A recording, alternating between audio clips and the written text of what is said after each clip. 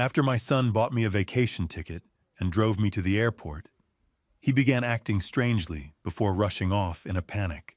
Just as I was about to board the plane, a stranger grabbed my arm and warned me, "Sir, don't get on that flight, your life is in danger." What he revealed next sent chills down my spine. I uncovered a horrifying truth about my own family, and now I had to devise a plan to save myself from the very people I loved most in this world. Hello everyone, and welcome. Before we begin, please like, subscribe, and tell me where you're watching from. Wishing you a wonderful day. Quick reminder, this is a fictional story with dramatized details for emotional impact.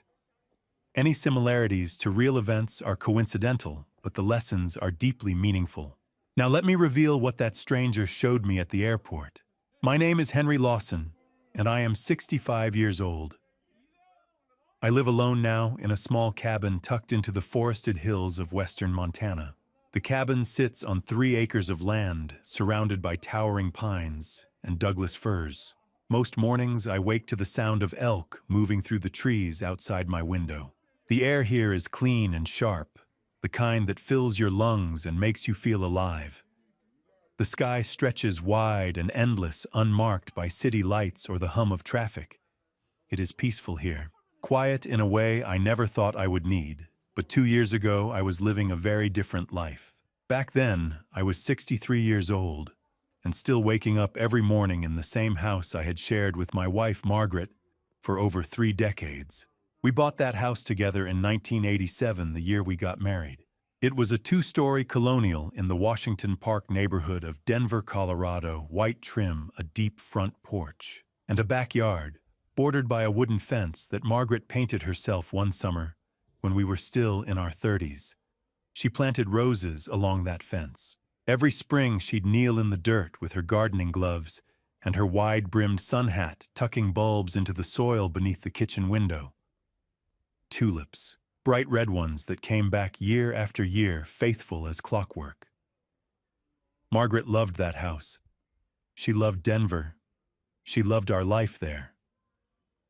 We had one son. His name is Derek. He was born in 1989, 2 years after we bought the house. Margaret used to say that Derek was the best thing we ever did together, and for a long time I believed that was true. Margaret and I were together for 35 years. We met when we were both 26 at a community fundraiser in Boulder. She was volunteering at the registration table, and I was there because my college roommate had dragged me along. I saw her laugh at something someone said, and I thought, I want to know that woman. 3 months later, we were engaged. A year after that, we were married. She wasn't just my wife. She was my best friend. She was the person I told everything to, the good days and the bad ones, the worries and the wins. She made every room in that house feel like home. The kitchen smelled like her bread on Sunday mornings. The living room still had the couch we'd bought together in 1995, worn soft in all the right places.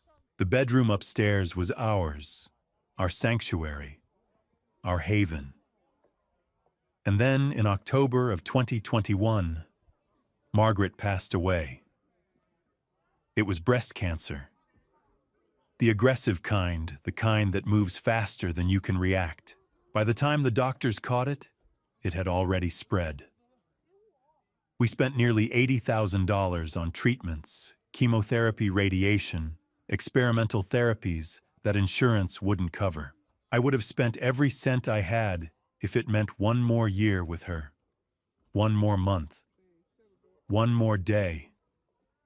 But it wasn't enough. She was 61 years old when she left me. We had been together for 35 years, more than half my life. The last few weeks we brought her home.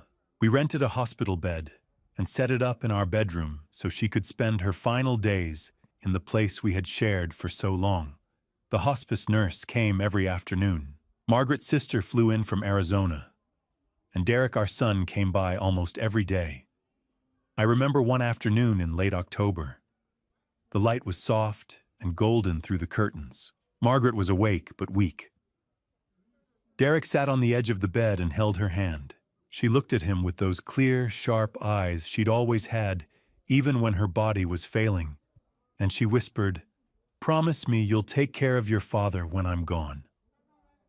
Derek's voice broke. He squeezed her hand and said, "I promise, Mom. I promise." She smiled. It was one of the last times I ever saw her smile. 3 days later, she was gone. After Margaret passed away, the house didn't feel like home anymore. I would walk from room to room and see her everywhere. Her reading glasses were still on the coffee table. Her cardigan was still draped over the back of the kitchen chair. The calendar on the wall was still marked in her handwriting, doctor's appointments, grocery lists, reminders to water the tulips. I couldn't bring myself to throw any of it away, so I just stayed. I went to the grocery store on Tuesdays. I mowed the lawn. I kept the tulips watered, even though it broke my heart every time I looked at them. But I was alone. Derek tried to help. He would swing by once a week, usually on Sundays, sometimes with his wife. Derek was 34 years old, then strong, confident, the kind of man any father would be proud of. He worked as a financial advisor in downtown Denver.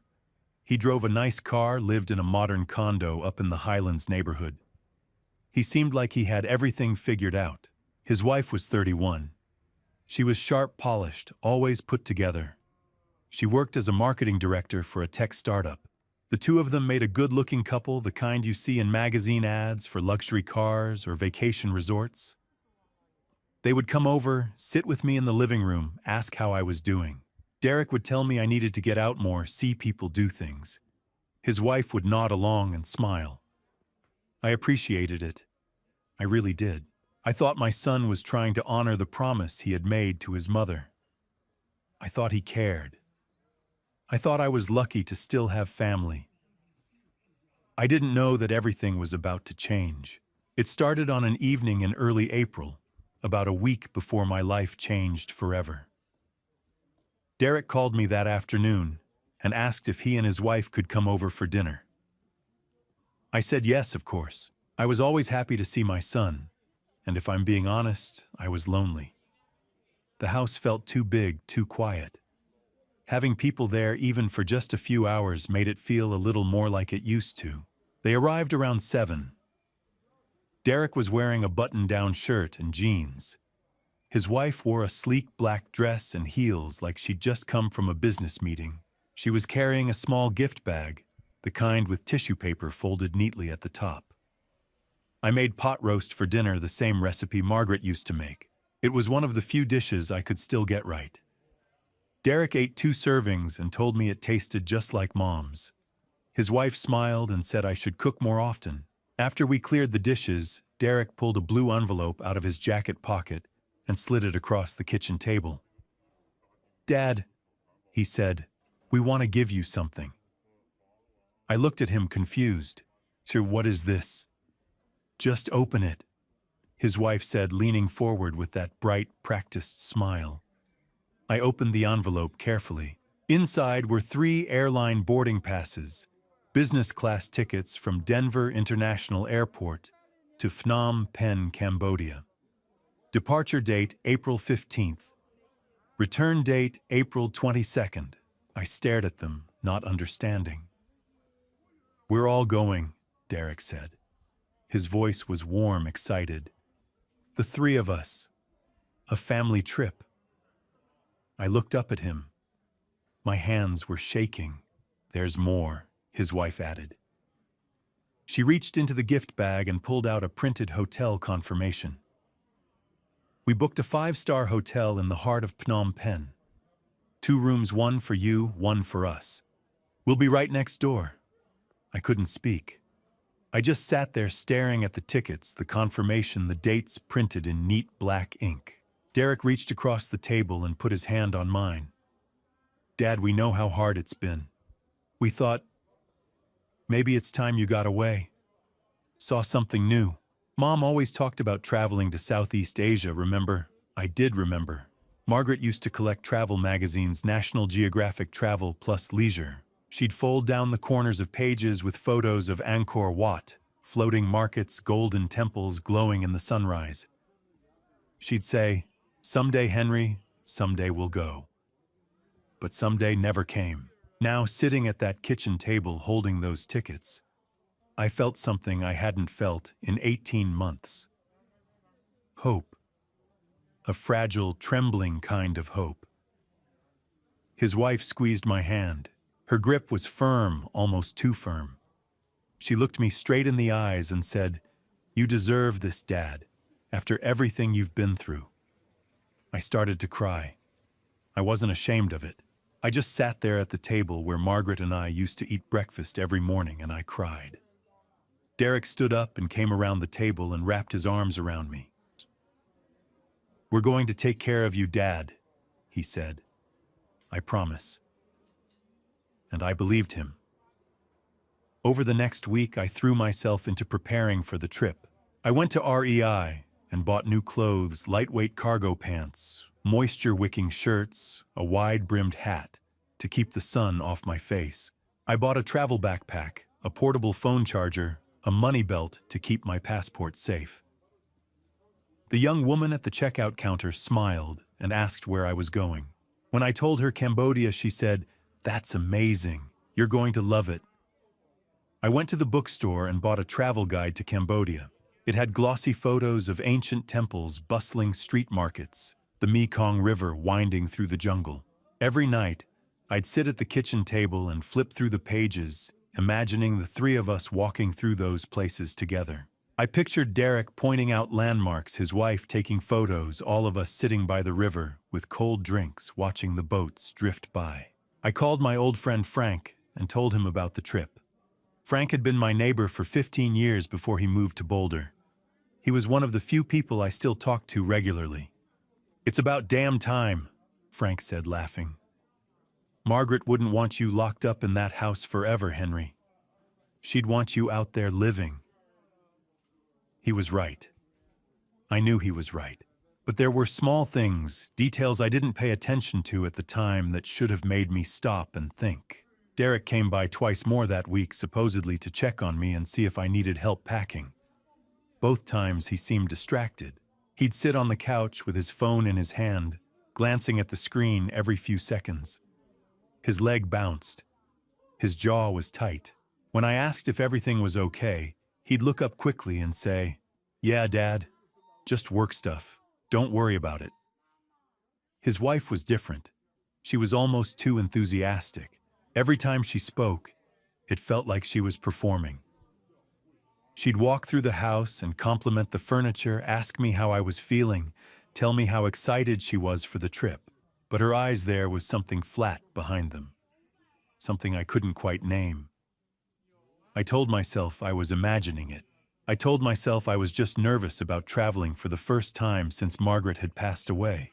I told myself that Derek and his wife were busy people with demanding jobs, and I was lucky, so lucky that they were taking a whole week off to travel with me. I didn't let myself question it.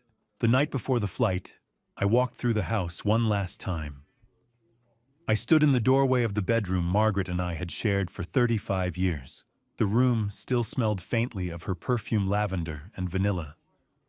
I whispered into the dark the way I used to when she was still here. "We're finally going to see the places you dreamed about, Margaret. All three of us." I went to bed that night, feeling something I hadn't felt in a long time. Excitement, anticipation, a fragile, cautious kind of joy. The morning finally came. I woke up at 4 a.m., my heart full of hope. Derek and his wife arrived at 4:30, right on time. I heard the car pull into the driveway, the low hum of the engine, the soft click of 2 doors closing. I was already standing by the front window with my suitcase and backpack, my passport tucked safely in the pocket of my jacket. I'd been awake for half an hour, too excited to sleep. I opened the door before they could knock. "Morning, Dad," Derek said. His voice was flat, almost mechanical. "Morning, son." I smiled at him. Then I looked past him to his wife, who was standing a few steps behind on the porch. "Good morning," she nodded. "Morning, Dad." Her smile was tight, polite, and didn't reach her eyes. Derek reached for my suitcase and carried it to the trunk without a word. His wife followed him silently, her purse slung over her shoulder, her phone already in her hand. I locked the front door and climbed into the passenger seat. Derek slid into the driver's seat. His wife got into the back directly behind me. I glanced over my shoulder at her. You excited?" I asked. "Yeah," she said. But she was looking out the window, not at me. Derek started the engine and pulled out of the driveway. The sky was still dark. The streetlights cast long, pale shadows across the empty road. It was the kind of quiet you only get in the early morning before the city wakes up. I was full of energy, full of plans. I started talking almost immediately about the temples we'd visit, the food we'd try, the river tour I'd read about in the guidebook. I told them I wanted to see the royal palace and the silver pagoda. I wanted to walk through the Russian market and try the street noodles everyone raved about. I wanted to take a boat ride on the Mekong at sunset. Neither of them responded. Derek stared straight ahead at the road, his hands gripping the steering wheel. His wife sat in the back seat, silent. Her face turned toward the window. I glanced at Derek. "You okay, son?" "Yeah." His voice was tight. "Just tired." But he didn't look tired. He looked tense, wired, like he was holding something in. His phone buzzed, then it buzzed again. Derek glanced down at it, his face lit up by the glow of the screen. I saw his jaw clench. He didn't pick it up. His wife leaned forward slightly from the back seat. I couldn't see her face, but I heard her voice, low, controlled. "Derek." He glanced at her in the rearview mirror. Their eyes met. Something passed between them, something I didn't understand. Then Derek looked back at the road and tightened his grip on the wheel. The phone buzzed again. This time his wife reached forward and picked it up from the cup holder. She unlocked it, read the screen, then typed something quickly with her thumb. She set it back down without saying a word. "Work?" I asked. "Yeah," Derek said. He didn't look at me. "Just some last-minute stuff." I nodded, even though something about the whole exchange felt wrong. It was barely 5 in the morning. Who was texting him about work at this hour? And why was his wife answering his messages? I tried to push the thought away. I told myself they were just stressed. They had demanding jobs. They were taking a week off on short notice. Of course, they'd be dealing with loose ends. We drove in silence for a while. The highway stretched out in front of us, empty and dark. The only lights were the amber glow of the street lamps sliding past us one by one. I looked over at Derek. His knuckles were white where he gripped the wheel. His shoulders were hunched forward. His jaw was locked tight. I tried to lighten the mood. "You know," I said, "this reminds me of when I taught you to drive. Remember, you were 16. We came out here on a Sunday morning, just like this, early, before the traffic started. You were so nervous you could barely get the car out of the driveway." Derek didn't say anything. "You stalled out 3 times before we even made it to the end of the block." I laughed softly. "Your mom was standing on the porch waving at us. She was so proud of you." Still nothing. I glanced back at his wife. She was staring out the window, her face expressionless, like she hadn't heard a word I'd said. I stopped talking. I looked out my own window and watched the dark shapes of buildings and trees blur past. Derek's phone buzzed again. This time he picked it up himself, unlocked. It read the message. His face went pale. He glanced at the rearview mirror at his wife. She gave a single, almost imperceptible nod. He set the phone down again, harder than he needed to. "Everything okay?" I asked quietly. "Fine," he snapped. Then more softly, "Sorry, Dad. I'm just dealing with some stuff. Don't worry about it." But I was worried. I couldn't help it. Something felt wrong. Derek's hands were shaking. His breathing was shallow. And his wife, she was too calm, too still, like she was waiting for something. I told myself it was nothing. I told myself I was being paranoid. By the time we reached Denver International Airport, the sky had started to lighten. The sun hadn't risen yet, but the horizon was tinged with pale blue and gray. The airport loomed ahead of us, massive, modern, with its distinctive white tent-like roof glowing softly in the early light. Derek pulled into the departures lane and parked near the terminal entrance. He turned off the engine and sat there for a moment, staring straight ahead, his hands still gripping the wheel. His wife opened her door first.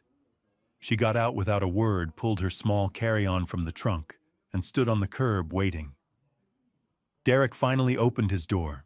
He popped the trunk and hauled out my suitcase. He moved fast, too fast. His movements were jerky, almost frantic. "You coming?" I asked. He nodded, but he didn't look at me. We walked into the terminal together, the three of us. Derek a few steps ahead, his wife beside him, me trailing behind with my suitcase. Inside, the air was cool and bright. The fluorescent lights hummed overhead. A few scattered travelers moved through the space, business people with rolling luggage, families with sleepy children, a couple of airline employees in uniform. We found the check-in counter for our flight. The line was short. Derek stood beside me, shifting his weight from foot to foot. His wife stood on his other side, arms crossed, staring at the departure board. His phone buzzed again. He pulled it out, read the message, then shoved it back into his pocket. His wife glanced at him. He shook his head slightly. We moved forward in line. When it was our turn, the woman behind the counter smiled at us and asked for our IDs and boarding passes. I handed mine over. Derek fumbled in his jacket pocket, pulled out his driver's license and set it on the counter. His hand was trembling so badly the plastic card rattled against the surface. We finished checking in and headed toward security. The TSA line was short. Derek walked ahead, his phone in his hand. His wife walked beside him, silent. I followed with my suitcase, trying to ignore the knot in my stomach. We made it through security without incident. I collected my belongings, slipped my shoes back on, and looked for Derek and his wife. They were already moving toward the gates, not waiting for me. "Derek, wait up!" I called. He stopped but didn't turn around. His wife stopped beside him. I caught up. "You two okay?" "Yeah," Derek muttered. "Gates this way." We walked through the terminal in silence. A few early travelers moved past us. The overhead announcements echoed through the space. We reached Gate B23 at 6:45. The departure board displayed our flight. United Flight 1847 Denver DEN to San Francisco SFO, departure 8 a.m., boarding 7:30 a.m., status on time. I felt a flutter of excitement. In just over an hour, we'd be in the air. I found 3 seats near the window and sat down. Derek didn't sit. He paced back and forth, glancing at his phone every few seconds. His wife sat next to me, stiff and silent, staring straight ahead. "Everything okay?" I asked her. She turned to look at me. Something flickered in her eyes. Then she smiled, thin and tight. "Yes, Dad. Just tired." Derek kept pacing. His phone buzzed. He glanced at it, jaw tightening. Then he glanced at his wife. She gave a barely perceptible nod. At 7:10, the gate agent's voice came over the speaker. "Good morning, ladies and gentlemen. We will now begin boarding United Flight 1847 with service to San Francisco. We'd like to invite our first class and business class passengers to begin boarding." That was us. I stood up, reaching for my bag. "All right, let's go." Derek stopped pacing. He turned to face me, his face pale, his eyes red. He grabbed my hand. "Dad!" he said, his voice cracking. "I need to tell you something." My stomach dropped. "Oh, what is it?" He opened his mouth, but no words came out. He looked at his wife. She stood up slowly and put her hand on his shoulder. "We can't go," Derek said barely above a whisper. I stared at him. "What?" His wife stepped forward, her face calm. "Something came up. At both of our jobs. Emergency situations. We have to go back right now." I couldn't process it. "What, Derek? That's insane. We've been planning this for a month. You took time off. You bought the tickets. What kind of emergency?" "I'm sorry, Dad." Derek's voice shook. "You have to go. Please, just go. Enjoy the trip. We'll explain later." "Explain what?" My voice rose. People turned to look. "Derek, what the hell is going on?" He wouldn't look at me. He stared at the floor, hands trembling. His wife's grip tightened on his shoulder. "We really do have to leave," she said firmly. "Derek, talk to me," I pleaded. "You're scaring me." He shook his head, jaw clenched. Then suddenly he stepped forward and wrapped his arms around me. It wasn't a normal hug.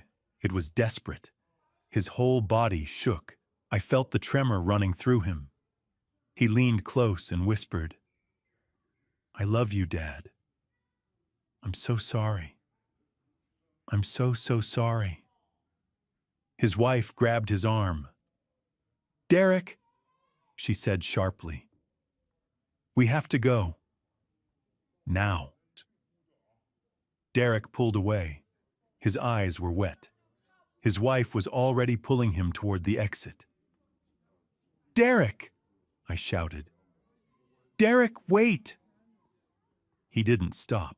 They turned and walked away quickly, almost running side by side toward the terminal exit. I stood there frozen, watching them disappear. My boarding pass was in my hand. My heart pounded. My mind spun. What just happened? The gate agent's voice came again. "Final boarding call for business class passengers on United Flight 1847. I looked down at the boarding pass. Seat 3A, the trip I'd been dreaming about. But I didn't want to go anymore. Not without my son. Not without understanding what had just happened. But what else could I do? The tickets were non-refundable. The hotel was paid for. Derek had begged me to go. Maybe it was a work emergency. Maybe he'd explain when I got back. I took a deep breath. I picked up my bag. I started walking toward the gate. The agent smiled. "Good morning, sir. Boarding pass, please." I handed it to her. She scanned it, handed it back, gestured toward the jetway. "Have a wonderful flight." I nodded. I took one step toward the door, and then I felt a hand on my shoulder. I turned around. A man stood behind me. Late 40s, graying hair, weathered face, jeans and flannel, steady eyes. He spoke quietly. "Sir," he said, "please don't get on that plane." I stared at the man, confused, and more than a little bit angry. "Excuse me," I said. "Who are you? What are you talking about?" The man didn't flinch. He kept his hand on my shoulder, steady and firm, and looked me straight in the eyes. He was maybe 48 years old, with short graying hair and a weathered face. He was wearing a blue flannel shirt and jeans, and there was something in his expression, something serious, urgent, that made me stop. "My name is Raymond Foster," he said. His voice was low, calm, but there was an edge to it. "Please don't get on that plane. I need to talk to you. Right now." I glanced past him at the gate. The agent was still calling for boarding. The jetway door was open. People were moving through it. "I don't know you," I said. My voice came out sharper than I meant it to. Why would I?" "Because I just heard something I think you need to know about," Raymond said.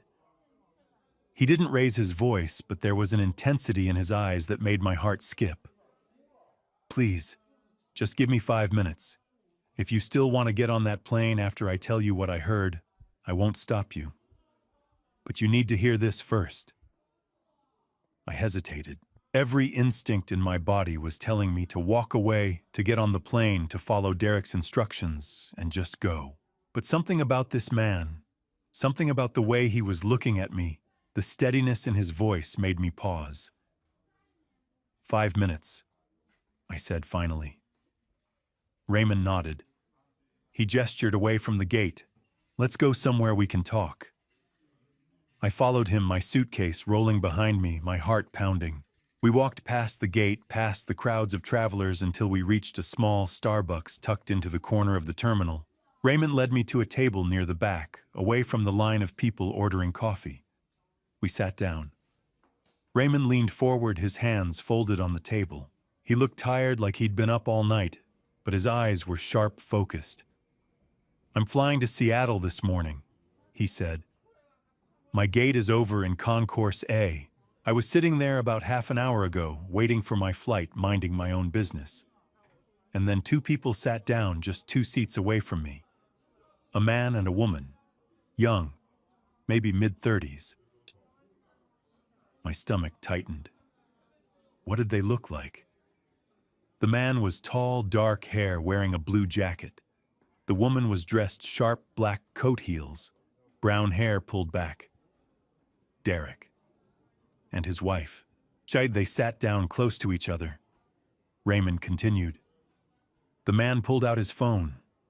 He made a call. He kept his voice low, but not low enough. I was only 2 seats away. I heard him. "What did you hear?" My voice was barely a whisper. Raymond's face darkened. He took a breath like he was steadying himself. He said, "He's about to board the plane. I don't think I can do this." My chest tightened. There was a pause, Raymond said, like someone was talking on the other end. And then he said, I know it's too late." Another pause. Then he said, "Central Market, day 3. Make it look like a robbery." The room tilted. I gripped the edge of the table. "No," I said. "No, that's not. You must have misheard. You must have—" "I didn't mishear," Raymond said quietly. I heard him clearly, and the woman sitting next to him, she wasn't on the phone, but she was listening. She leaned over and said something to him. I couldn't hear exactly what, but it sounded like, "It's already done. We can't stop it now." I couldn't breathe. My hands were shaking. The man looked upset, Raymond continued, like he was about to break down.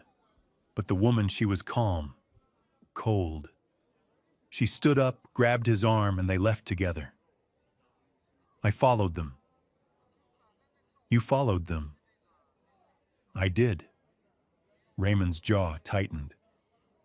Because I've been around long enough to know what that kind of conversation means. I followed them to gate B23. I stayed back, watched from a distance. I saw them talking to an older man, someone who looked happy, excited. And then I saw them leave. Without him, they just walked away and left him standing there. My throat closed. I couldn't speak. "That older man was you," Raymond said. "Wasn't it?" I nodded slowly. I felt like I was going to be sick. Raymond leaned back in his chair. "I don't know who those people are to you, but I know what I heard. And I know that if you get on that plane, something very bad is going to happen to you in Cambodia." I shook my head, my voice breaking. That was my son. And his wife. They couldn't. "I'm not telling you what to believe," Raymond said. "I'm telling you what I heard. And there's one more thing." I looked up at him. "They mentioned money," Raymond said carefully. "A large sum of money. And something about life insurance." The words hit me like a punch to the chest. "Life insurance," I whispered. Raymond nodded. The man said something like, "It's a lot of money. We won't have to worry anymore." And the woman said, "Just make sure he gets on that plane." I couldn't move. I couldn't think. My son, my only child, the boy I'd raised, the man I'd taught to be honest and kind and good. He was planning something terrible. But I couldn't believe it. Not fully, not without proof. "I need to be sure," I said, my voice shaking. "I need to know this isn't some terrible mistake. Maybe you misunderstood. Maybe it was someone else. Maybe, Raymond said gently. "But are you willing to bet your life on that?" I needed to be certain this wasn't some horrible misunderstanding. I pulled my phone out of my pocket with shaking hands and stared at the screen. Raymond stood up from the table. "I'll give you some privacy," he said quietly. "But please make that call. Find out the truth." I looked up at him. "Thank you," I said. My voice was barely a whisper. "Thank you for stopping me." Raymond nodded. "I hope I'm wrong. I really do." He paused. "But if I'm not, you need to know." He turned and walked away, disappearing into the crowd of travelers moving through the terminal. I sat there alone at the Starbucks table, my phone in my hand, my heart pounding. I needed to call someone. Someone I trusted. Someone who knew my finances, my life, my family. Frank, my oldest friend. We'd known each other for 30 years. He'd helped me with all the paperwork after Margaret passed away, my will, my accounts, my insurance policies. If anyone could tell me what was real and what wasn't, it was Frank. I scrolled to his number and pressed call. The phone rang. Once. Twice. 3 times. "Well, Henry." Frank's voice came through groggy and confused. "It's 7:40 in the morning. What's going on?" "Frank," I said. My voice was shaking. "I need you to do something for me. Right now, please." There was a pause. I heard rustling on the other end, Frank sitting up in bed, suddenly alert. "What's wrong? Are you okay?" "I don't know," I said. "Frank, I'm at the airport. I was about to get on a plane to Cambodia, but someone just told me." I stopped. My throat closed up. "Frank, someone just told me they heard Derek and his wife talking. They were planning something bad, in Cambodia, and they mentioned life insurance." Silence. "Henry," Frank said carefully. "What exactly are you saying?" "I'm saying I need you to go to my house, right now. Use the spare key I gave you. Go through my desk, my filing cabinet, everything. Find out if there's a life insurance policy I don't know about. Find out if Derek is the beneficiary. Find out if there's anything at all that I'm missing. Henry, this is serious. If what you're saying is true, please, Frank." My voice broke. "I'm begging you. I need to know." "Okay," Frank said. "Okay, I'm getting dressed right now. I'll head over. It'll take me about 30 minutes to get there from Boulder." "Thank you," I whispered. "Thank you." I hung up. I sat there alone, staring at my phone, watching the minutes tick by. 7:45, 7:50, 8 o'clock. My flight had departed. I watched the departure board update United 1847. Departed. I'd missed it. I got up and bought myself a cup of coffee I didn't want. I sat back down at the table. I couldn't drink it. My stomach was in knots. 8:30, 8:45. I kept checking my phone. No messages, no calls. At 9 o'clock, my phone rang. Frank. I answered immediately. "Frank." "Henry." His voice was shaking. In 30 years, I'd never heard Frank sound like this. "What did you find?" I asked. Frank took a breath. "Henry, I'm in your house. I went through your desk like you asked. I found a life insurance policy. A new one. I don't remember ever seeing this before. It's dated 3 months ago. January." My heart stopped. "How much?" I whispered. $350,000. The room spun. "Beneficiary Derek Lawson," Frank continued. "Your son." I couldn't speak. "Shu Henry," Frank said carefully. "I've seen your signature 1,000 times. I helped you sign documents after Margaret passed away. This signature on the insurance policy, it looks exactly like yours. But there's something off about it. The loops are too perfect. The pressure is too even. I think someone forged it." "Forged it," I repeated numbly. "Yes," Frank said, "and there's more." I closed my eyes. "I checked your bank statements," Frank continued. "There's a withdrawal from your joint checking account. $12,000 2 weeks ago. April 1st. Do you remember authorizing that?" "No," I said. "I didn't authorize anything." "The withdrawal was made online," Frank said. "From an IP address that traces back to Derek's neighborhood, probably his condo." I felt like I was going to throw up. "Frank," I said slowly, "is there anything else?" There was a long pause. "Henry," Frank said, his voice tight. "There's a laptop here, on the coffee table in your living room. I think Derek left it here the last time he visited. And I opened it. The browser history is still there. Henry, there are search terms from 2 weeks ago. Life insurance payout timeline. Accidental traveler incidents in Southeast Asia. Phnom Penh Central Market crime statistics. How long to process international incident claims?" I couldn't breathe. "There's more," Frank said. "I found emails between Derek and someone with an anonymous email address.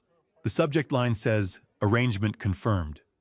The emails are vague, but they mention Central Market, a time frame, day 3, and a payment. $12,000, half up front, half upon completion."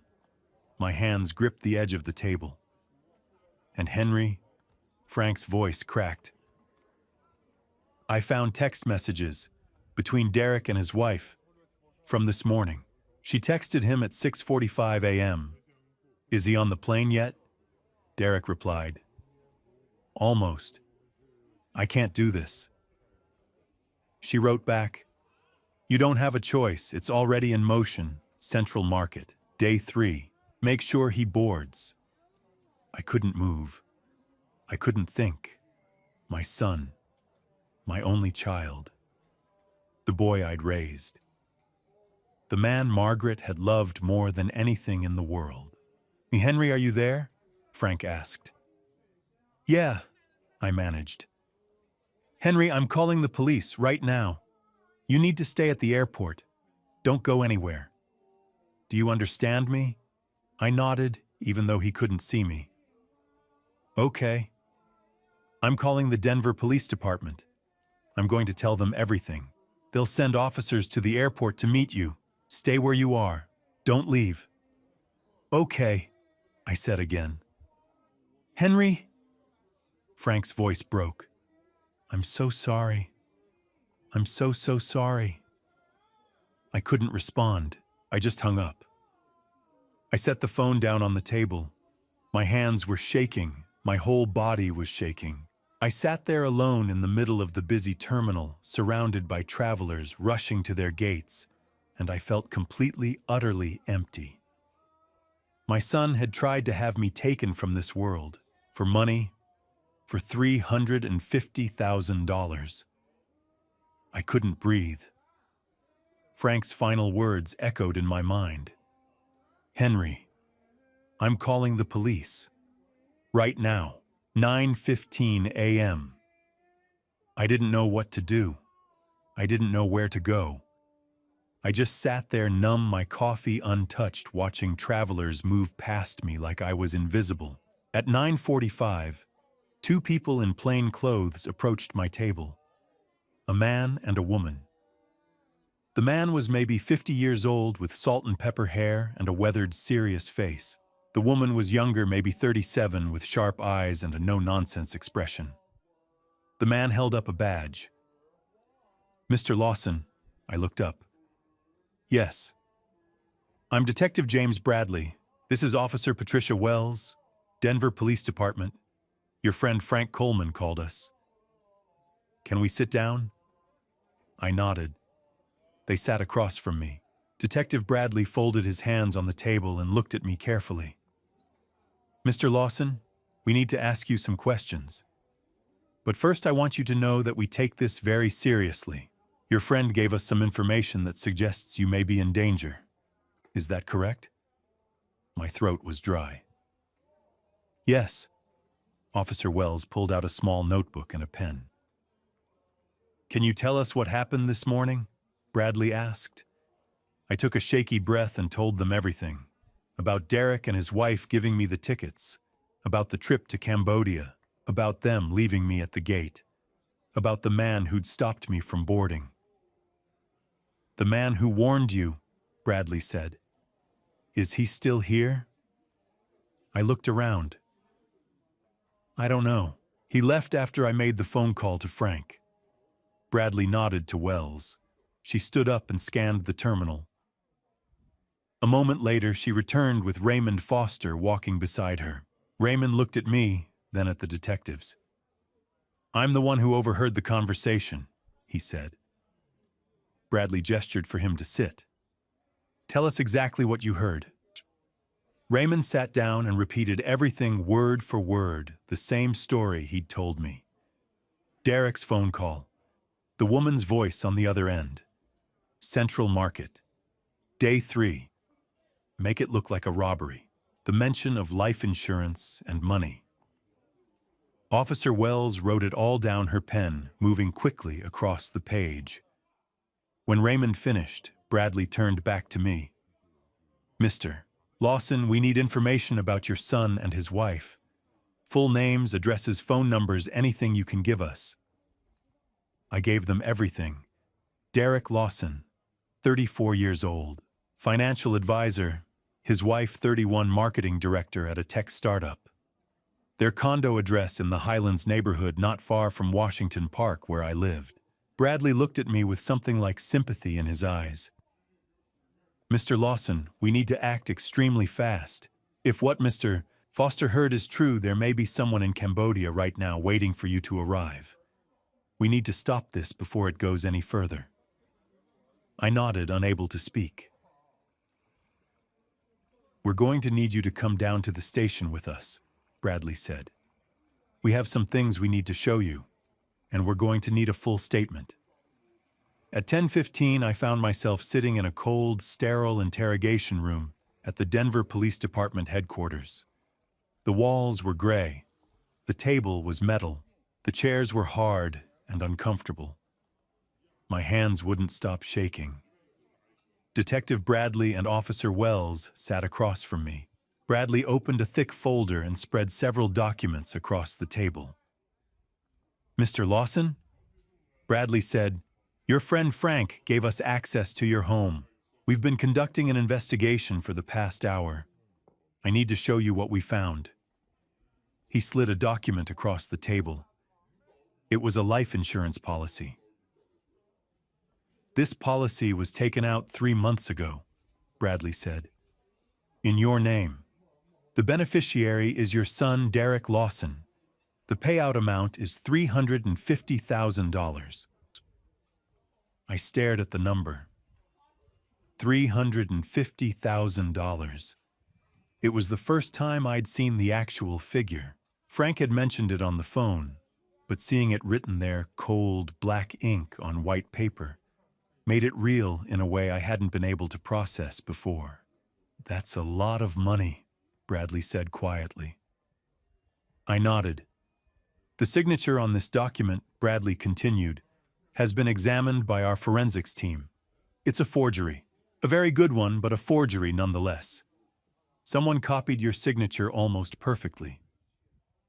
Officer Wells slid another document across the table. A bank statement. "This shows a withdrawal of $12,000 from your joint checking account," Wells said. "2 weeks ago, April 1st, the withdrawal was made online from an IP address that we've traced to your son's residence."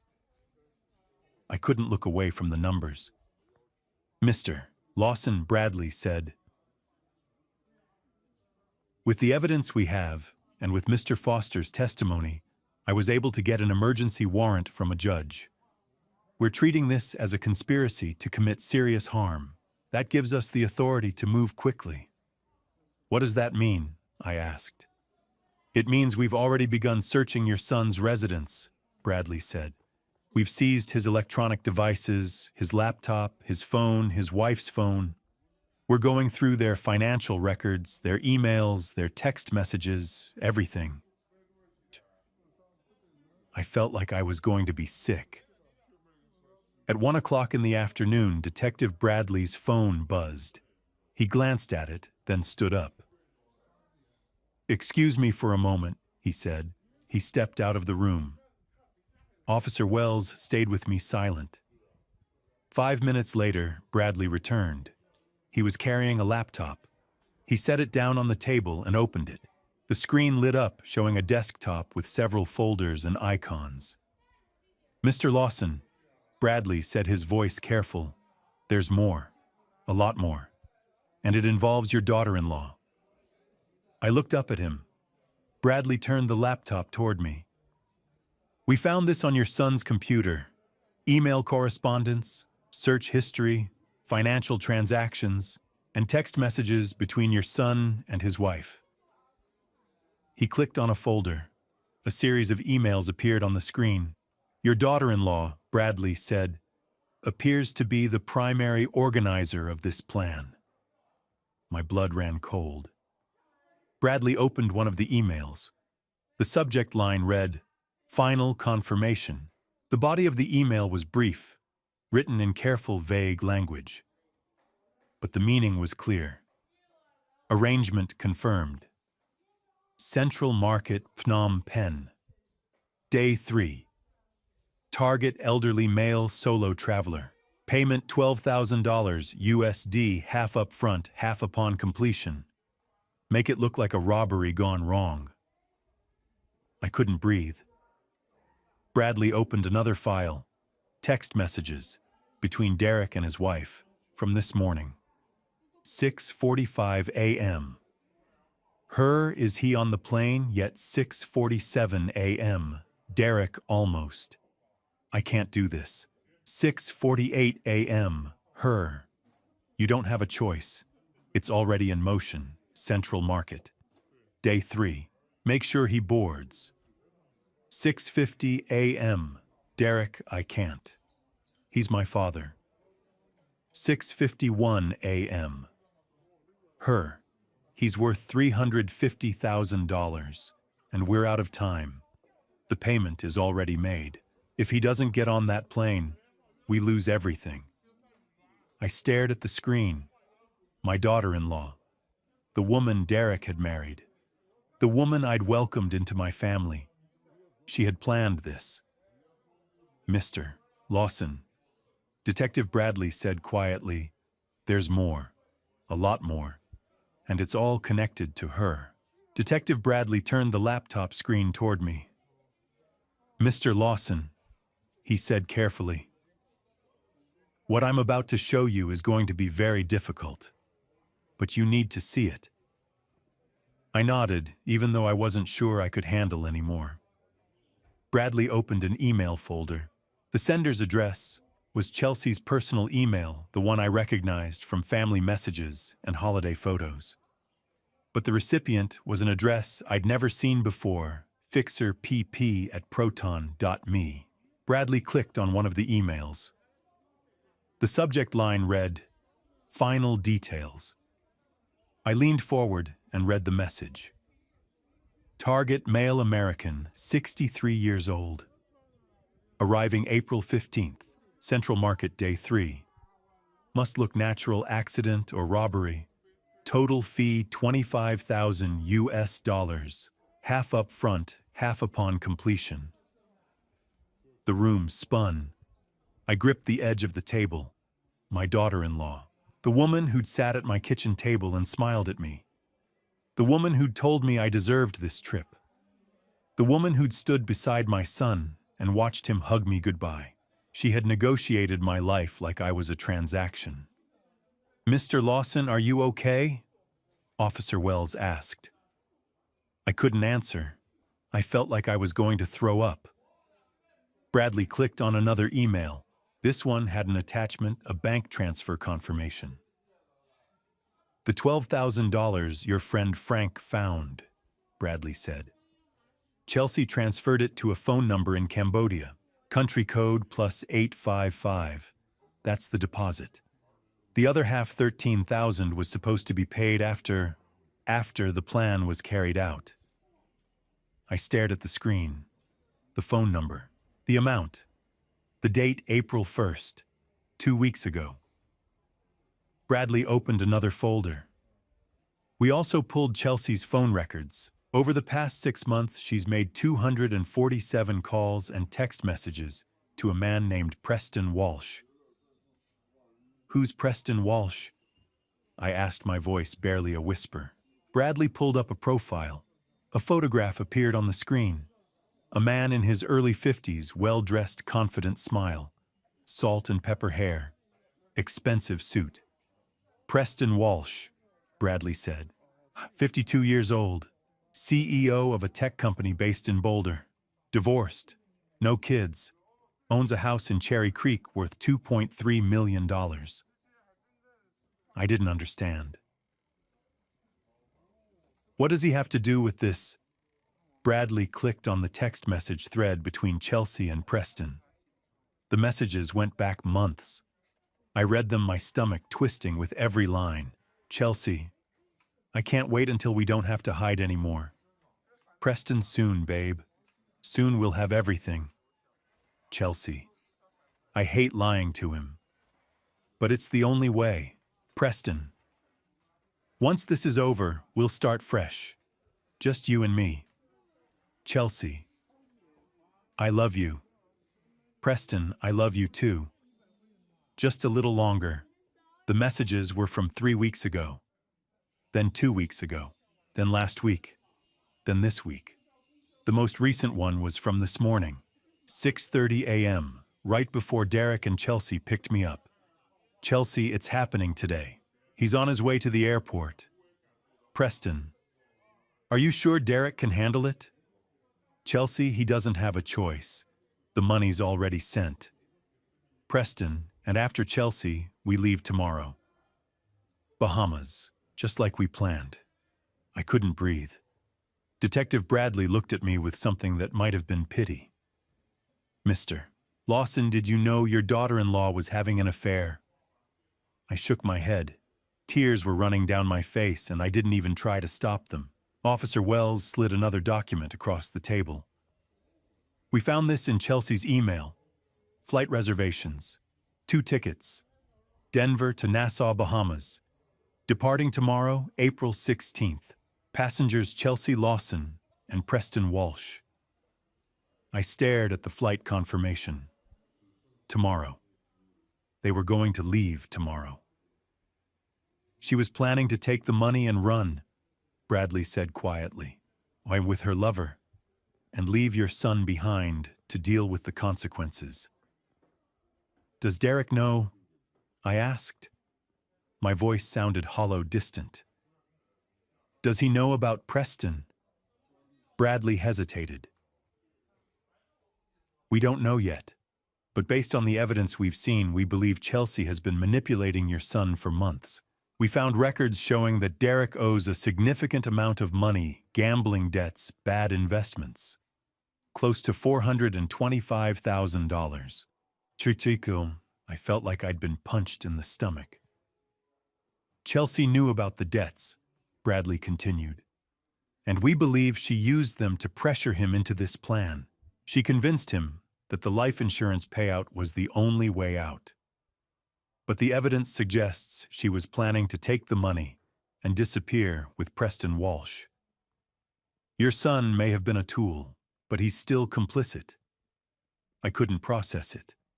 My son, my daughter-in-law, a stranger named Preston Walsh, $425,000 in debt, an affair, a plan to have me taken from this world, a flight to the Bahamas.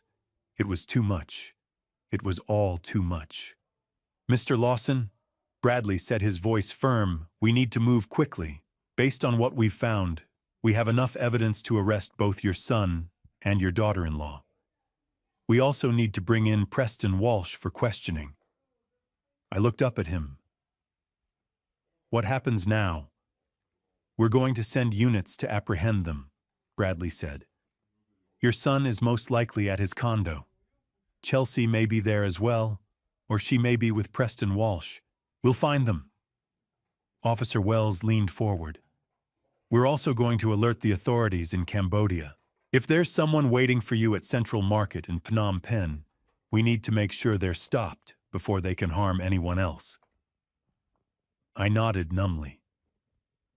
Bradley closed the laptop and stood up. He looked at me carefully, his expression serious. We're going to arrest them, right now, he said. Mr. Lawson, I need to ask you something. When we bring your son in for interrogation, would you want to be present in the observation room? You wouldn't be in the same room as him, but you'd be able to see and hear everything. He paused. Some people find it helps them understand, Bradley continued. Others find it too painful. The choice is entirely yours. I stared at him, my mind racing. Did I want to see my son? Did I want to hear him explain why he'd tried to have me taken away? Did I want to watch him sit across from a detective and answer questions about the plan to end my life? Detective Bradley's eyes didn't leave mine. So I'm asking you, Mr. Lawson, he said quietly. Do you want to be there when we interrogate your son? I didn't answer Detective Bradley's question right away. I just sat there staring at the table, my mind spinning. Did I want to see my son? Did I want to hear what he had to say? Before I could respond, Bradley's phone buzzed. He glanced at it, then stood up. Excuse me, Mr. Lawson. I need to coordinate the arrest. Officer Wells will stay with you. He left the room. Wells sat down across from me, her expression calm and professional. Can I get you anything? She asked. Water, coffee. I shook my head. I couldn't imagine eating or drinking anything. So I just sat there, waiting. 2 hours later, Detective Bradley returned. His face was tight, serious, but there was something in his eyes, relief maybe, or satisfaction. We got him, Bradley said. I looked up. Derek. Yes, he wasn't at his condo. But we found him at a friend's house. Stephen Parker, 32 years old, lives about 15 minutes from your son's place. Bradley sat down across from me and folded his hands on the table. Let me tell you what happened, he said. It was 2 o'clock in the afternoon when 4 police vehicles surrounded Stephen Parker's house. It was a modest place in a quiet neighborhood, a small 2-story home with a neatly trimmed lawn and a wooden fence around the backyard. Detective Bradley led the team. Officer Wells was with him, along with 2 other officers. Bradley knocked on the front door. Hard. 3 times. A moment later, the door opened. A young man stood there, tall, lean, with messy brown hair and a confused expression. Stephen Parker. The moment Stephen saw the badges, the uniforms, the cars parked on the street, His face went pale. "What's going on?" Stephen asked. His voice was shaking. "We're looking for Derek Lawson," Bradley said. "Is he here?" Stephen hesitated, just for a second, but it was enough. "I need you to step aside, Mr. Parker," Bradley said. Stephen didn't move. "I don't... Step aside. Now." Stephen stepped back, his hands raised. Bradley walked into the house. Wells followed. The other officers moved around the side, covering the back exit. "Derek Lawson," Bradley called out. "This is the Denver police. We have a warrant for your arrest. Come out now." Silence, and then movement. Fast. From the back of the house. Wells reacted immediately.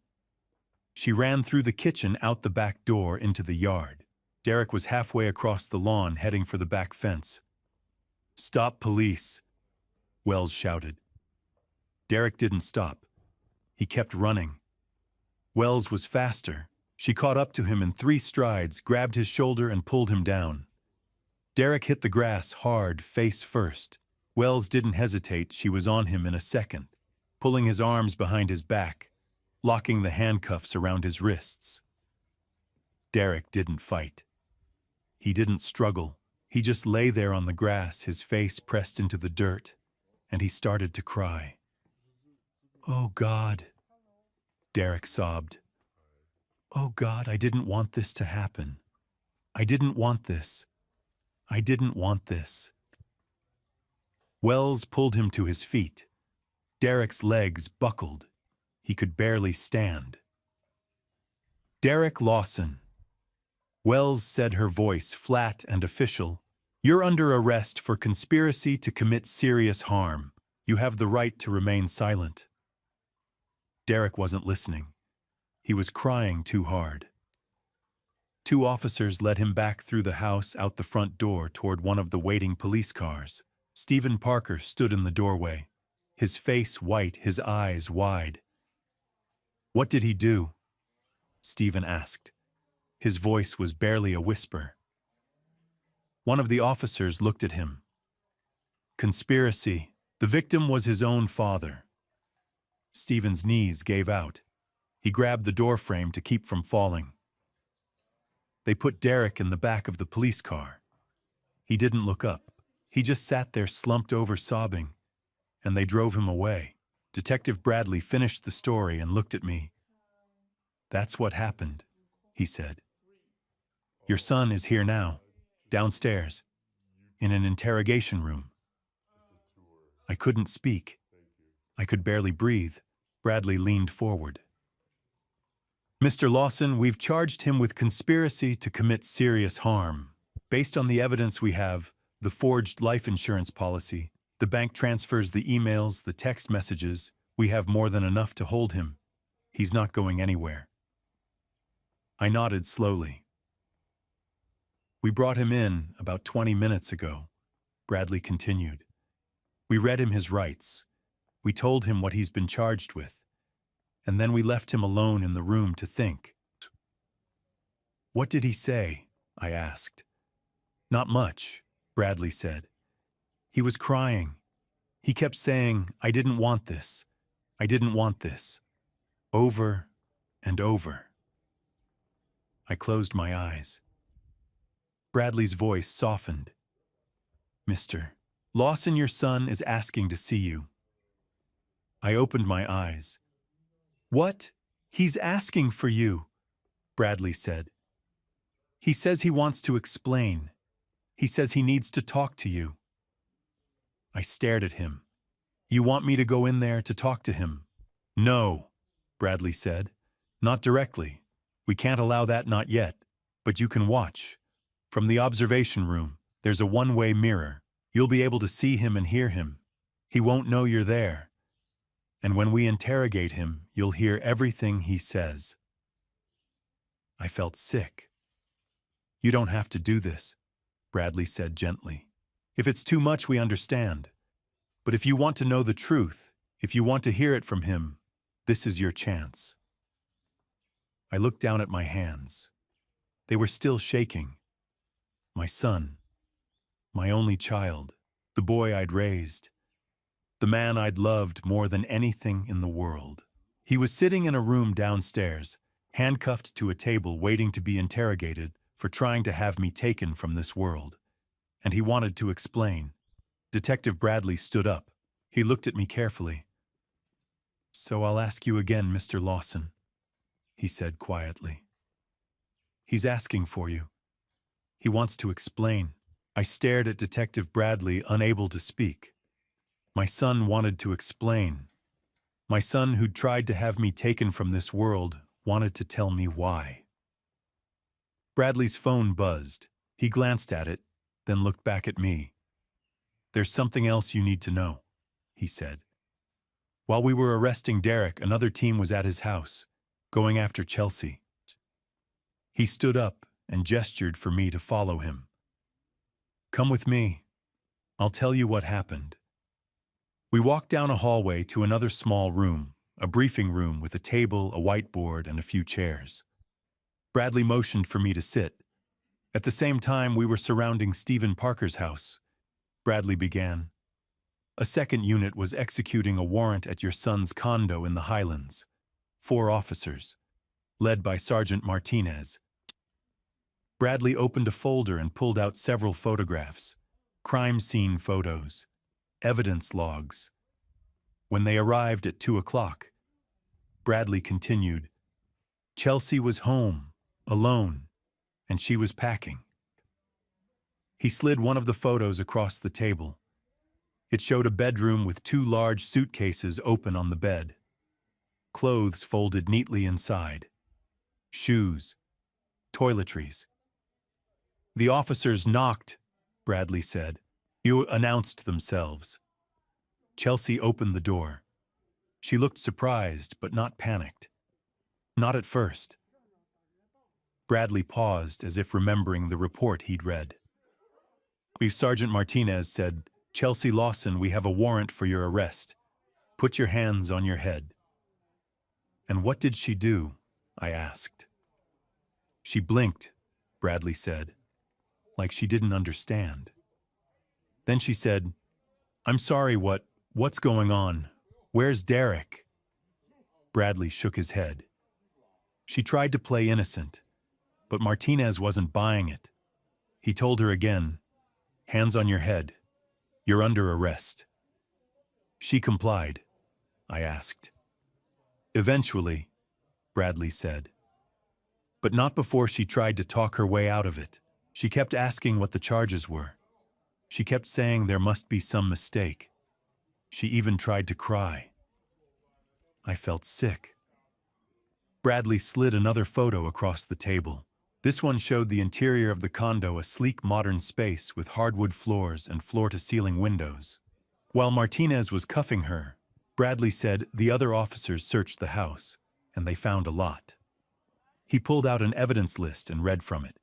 2 plane tickets to Nassau, Bahamas. Departing tomorrow morning at 9 a.m. Passengers Chelsea Lawson and Preston Walsh. First class. One-way tickets. My hands clenched into fists. $18,000 in cash, Bradley continued. Hidden in one of the suitcases. Wrapped in a sweater, small bills, 50s and 100s. He looked up at me. "No, that's the other half of the payment to the fixer in Cambodia. The first $12,000 was already sent. This $18,000 was supposed to be sent once the job was done." I couldn't breathe. "They also found her laptop," Bradley said. "Open on the kitchen counter, still logged in. Email correspondence with Fixer PP at proton.me. Text messages with Preston Walsh. All of it right there." He slid another photo across. A screenshot of an email. "Everything is set. He boards tomorrow. Day 3 Central Market. Make it look natural. Final payment upon confirmation." The email was sent from Chelsea's personal account. 3 days ago. When confronted with the evidence, Bradley said Chelsea changed her strategy. She stopped playing innocent. She started blaming your son. "What did she say?" I asked. Bradley leaned back in his chair. She said, "Derek must have used my account. He made me do this. He threatened me. I had no choice." I closed my eyes. "But we have proof," Bradley said.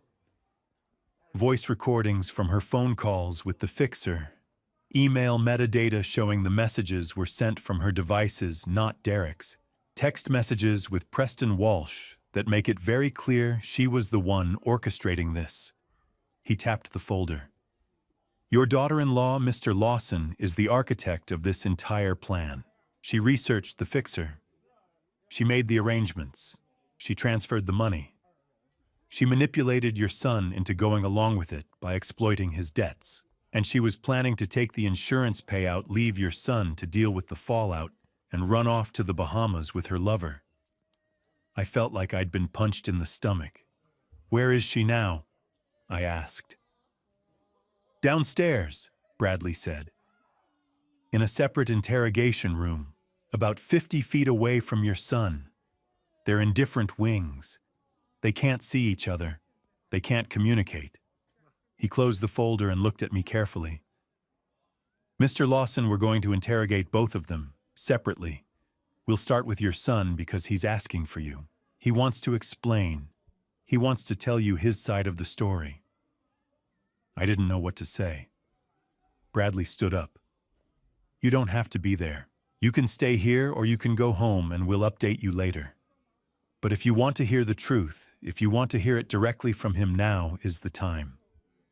I looked down at my hands. They were still shaking. My son, my daughter-in-law. Both of them sitting in separate rooms waiting to be interrogated for trying to have me taken from this world. And I was supposed to listen. Detective Bradley walked to the door, then turned back to me. "Mr.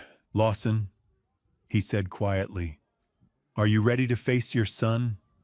Made it this far? Drop justice in the comments to show you're still here." A gentle reminder, this story uses fictional elements to enhance the narrative. Not all details represent literal events. You're welcome to close the video if you prefer. But if you want to witness the moment I had to look my son in the eyes and hear his confession, keep watching. At 4 o'clock in the afternoon, Detective Bradley led me down a narrow hallway to a heavy metal door. A small window was set into the wall beside it, one-way glass. Through it, I could see a small, cold room with a metal table and 2 chairs. Derek sat in one of the chairs. His hands were cuffed to a metal ring bolted to the table. His face was pale, his eyes red and swollen. He looked like he hadn't slept in days. Bradley looked at me. "You don't have to go in there, Mr. Lawson. You can watch from here. He won't know you're watching." I shook my head. "I need to talk to him." Bradley hesitated. "Are you sure?" "Yes." Bradley nodded slowly. "All right. I'll be right outside if you need me." He opened the door. I stepped inside. The door closed behind me with a heavy final sound. Derek looked up. The moment he saw me, his face crumpled. He collapsed forward onto the table, his shoulders shaking, and he started to sob. "Dad!" he choked out. "Dad, please, please forgive me. Please!" I stood there for a moment, frozen. Then I walked slowly to the table and sat down in the chair across from him. My hands were shaking. My whole body was shaking. I tried to keep my voice steady, but I could feel my heart breaking with every word. "Why, Derek?" I said. "Why did you do this to me?" Derek couldn't look at me. He kept his face pressed against the table, his body heaving with sobs. "I'm sorry," he gasped. "I'm so sorry. I didn't want this. I didn't want any of this." "Then why?" I asked again. My voice cracked. "Why did you try to have me taken away?" Derek finally looked up. His face was a mess, tears streaming down his cheeks, his nose running, his eyes red and raw. "I was desperate," he said. His voice was barely a whisper. Dad, I was so desperate. I didn't know what else to do. Tell me, I said. Tell me everything.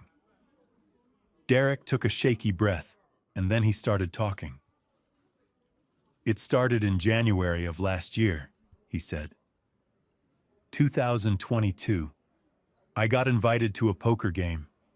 Just a friendly game with some guys from work. I thought it would be fun. I thought I could handle it. He wiped his face with the back of his cuffed hand. But I lost, he continued. I lost a lot. And I kept going back, trying to win it back. And I kept losing. By the end of the year, I was down $150,000. I stared at him. 150,000. Derek nodded miserably. I took out loans, credit cards, personal loans. I maxed everything out. And when the banks wouldn't lend me anymore, I went to people who would. Loan sharks, I said. Yes. Derek's voice broke. They charged me insane interest. 20%, 30%. The debt just kept growing. And a week ago, it was up to $425,000. My stomach turned. They came to my condo, Derek said. 2 men. They beat me up. They told me I had 10 days to pay them back, or they'd come after Chelsea. They said they'd hurt her. They said they'd hurt the baby. The baby, I said. Derek looked down. Chelsea told me she was pregnant. 4 months. She said if I didn't find a way to get the money, they'd hurt her and the baby both. I closed my eyes. Later, I would find out that there was no baby. Chelsea had lied about that too. But in that moment, Derek believed it. Why didn't you come to me? I asked. My voice was shaking. Derek, why didn't you tell me? I would have helped you. I would have done anything. I was ashamed, Derek said. He was crying again. I was so ashamed, Dad. I didn't want you to know what I'd done. And Chelsea said, she said you wouldn't have enough money to pay off the debt anyway.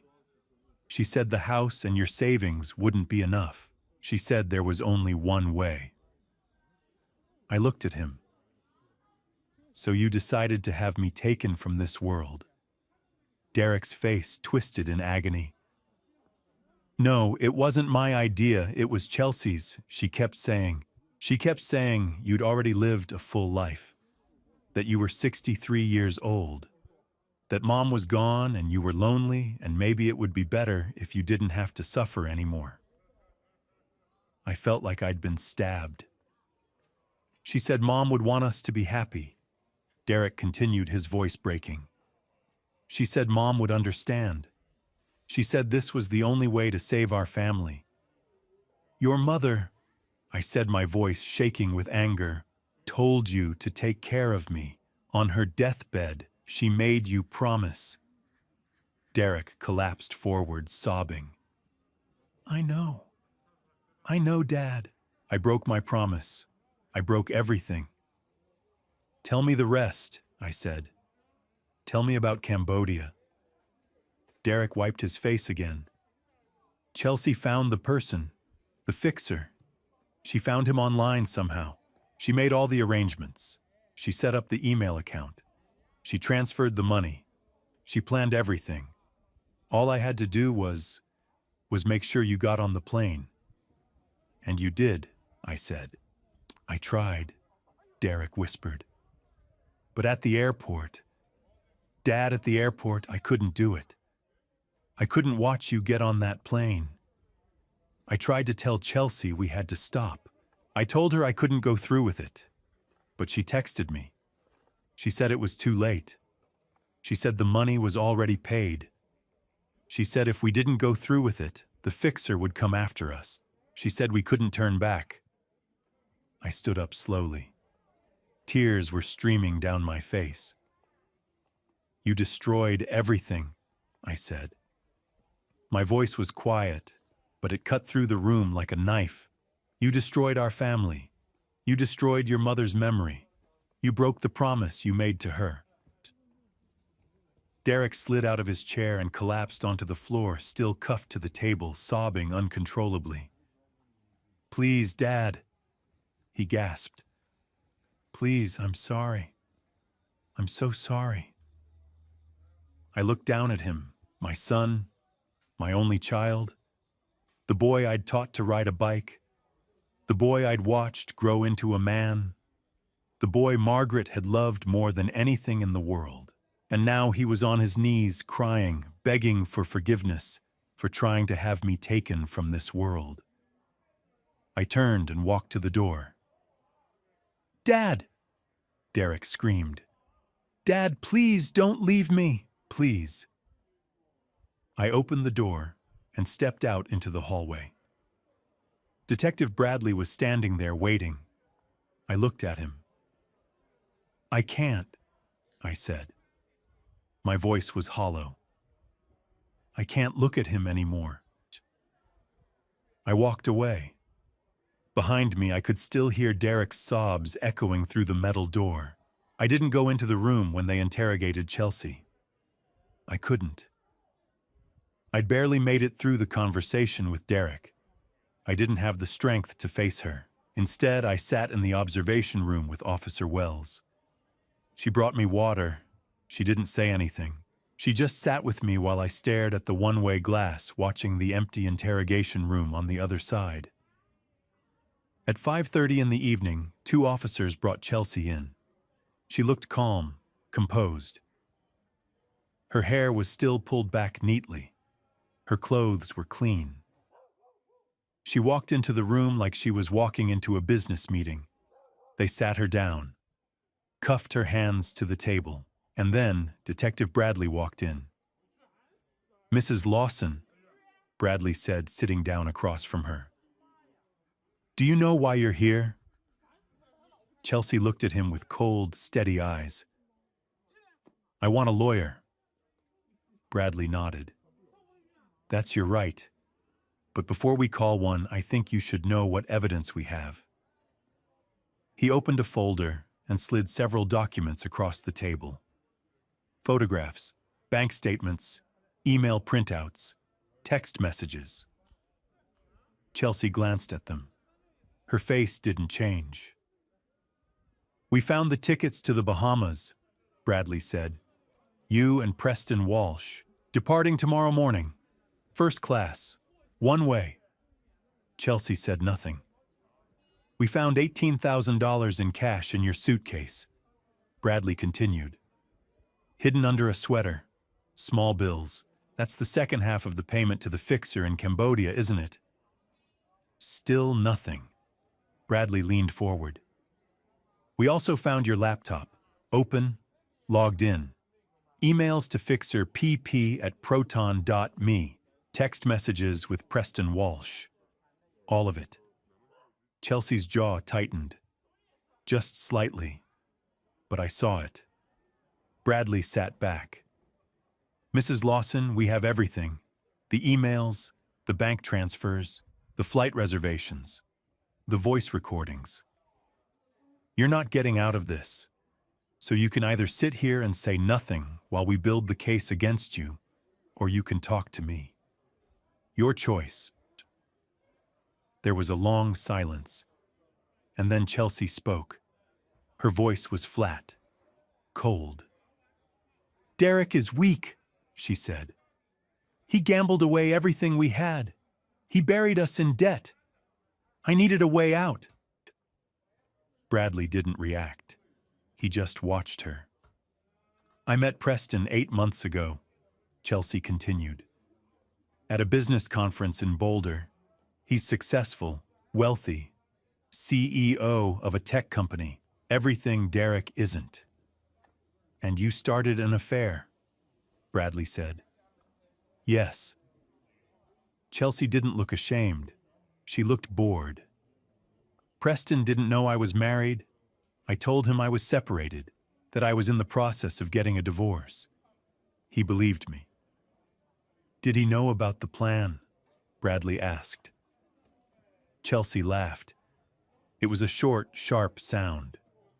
Of course not. Preston's not a criminal. He's just useful. He has money. He has connections. And he was willing to take me away from all of this. Bradley tapped the folder. Tell me about Henry Lawson. Chelsea's expression didn't change. He's 63 years old. He's lived a full life. His wife is gone. He's alone. He has hundreds of thousands of dollars sitting in the bank doing nothing. It made sense. I felt like I'd been slapped. It made sense to have him taken away, Bradley said. Chelsea shrugged. Derek owed $425,000. The life insurance policy was worth $350,000. Add in Henry's savings and the house, and we'd have more than enough to pay off the debt and start over. Bradley's voice was hard. And Derek, your husband, what about him? Chelsea smiled. It was a cold, cruel smile. Derek is easy to manipulate. He's terrified of the loan sharks. He's desperate. All I had to do was convince him there was no other way. And after, Bradley asked, after the plan was carried out, what were you going to do with Derek? Chelsea leaned back in her chair as much as the cuffs would allow. Leave him, obviously. I'd already booked the tickets. Preston and I were supposed to fly out tomorrow morning. By the time Derek figured it out, I'd be gone. And Preston, Bradley said, he didn't know any of this. No, Chelsea said. Preston thought I was leaving Derek to be with him. He thought we were starting a new life together. He had no idea about the rest of it. Bradley closed the folder. Mrs. Lawson, you're being charged with conspiracy to commit serious harm, fraud, forgery, and wire transfer violations. You're looking at 15 to 20 years in prison. Chelsea's face finally flickered, just for a second. Fear, or maybe anger. I want my lawyer now, she said. Bradley stood up. We'll arrange that. He walked out of the room. Chelsea sat there alone, staring at the table. I turned away from the glass. I couldn't look at her anymore. At 7 o'clock that evening, Preston Walsh arrived at the police station.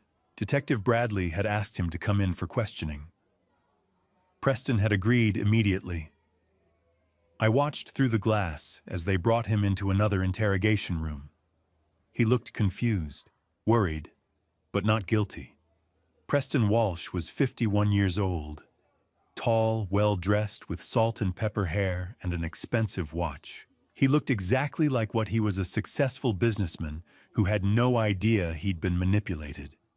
Mr. Walsh, Bradley said, sitting down across from him, thank you for coming in. I need to ask you some questions about Chelsea Lawson. Preston's face went pale. Is she okay? What's going on? Bradley explained everything. The plan. The fixer in Cambodia. The life insurance fraud. The emails. The money transfers. Preston's face went from pale to white. He looked like he was going to be sick. I didn't know, Preston said. His voice was shaking. I swear to God I didn't know any of this. She told me she was getting a divorce. She said her husband was abusive. She said she needed to get away from him. I believed her. Bradley nodded. We know Mr. Walsh. We've checked your phone records, your emails, your bank accounts. There's no evidence you were involved in any of this.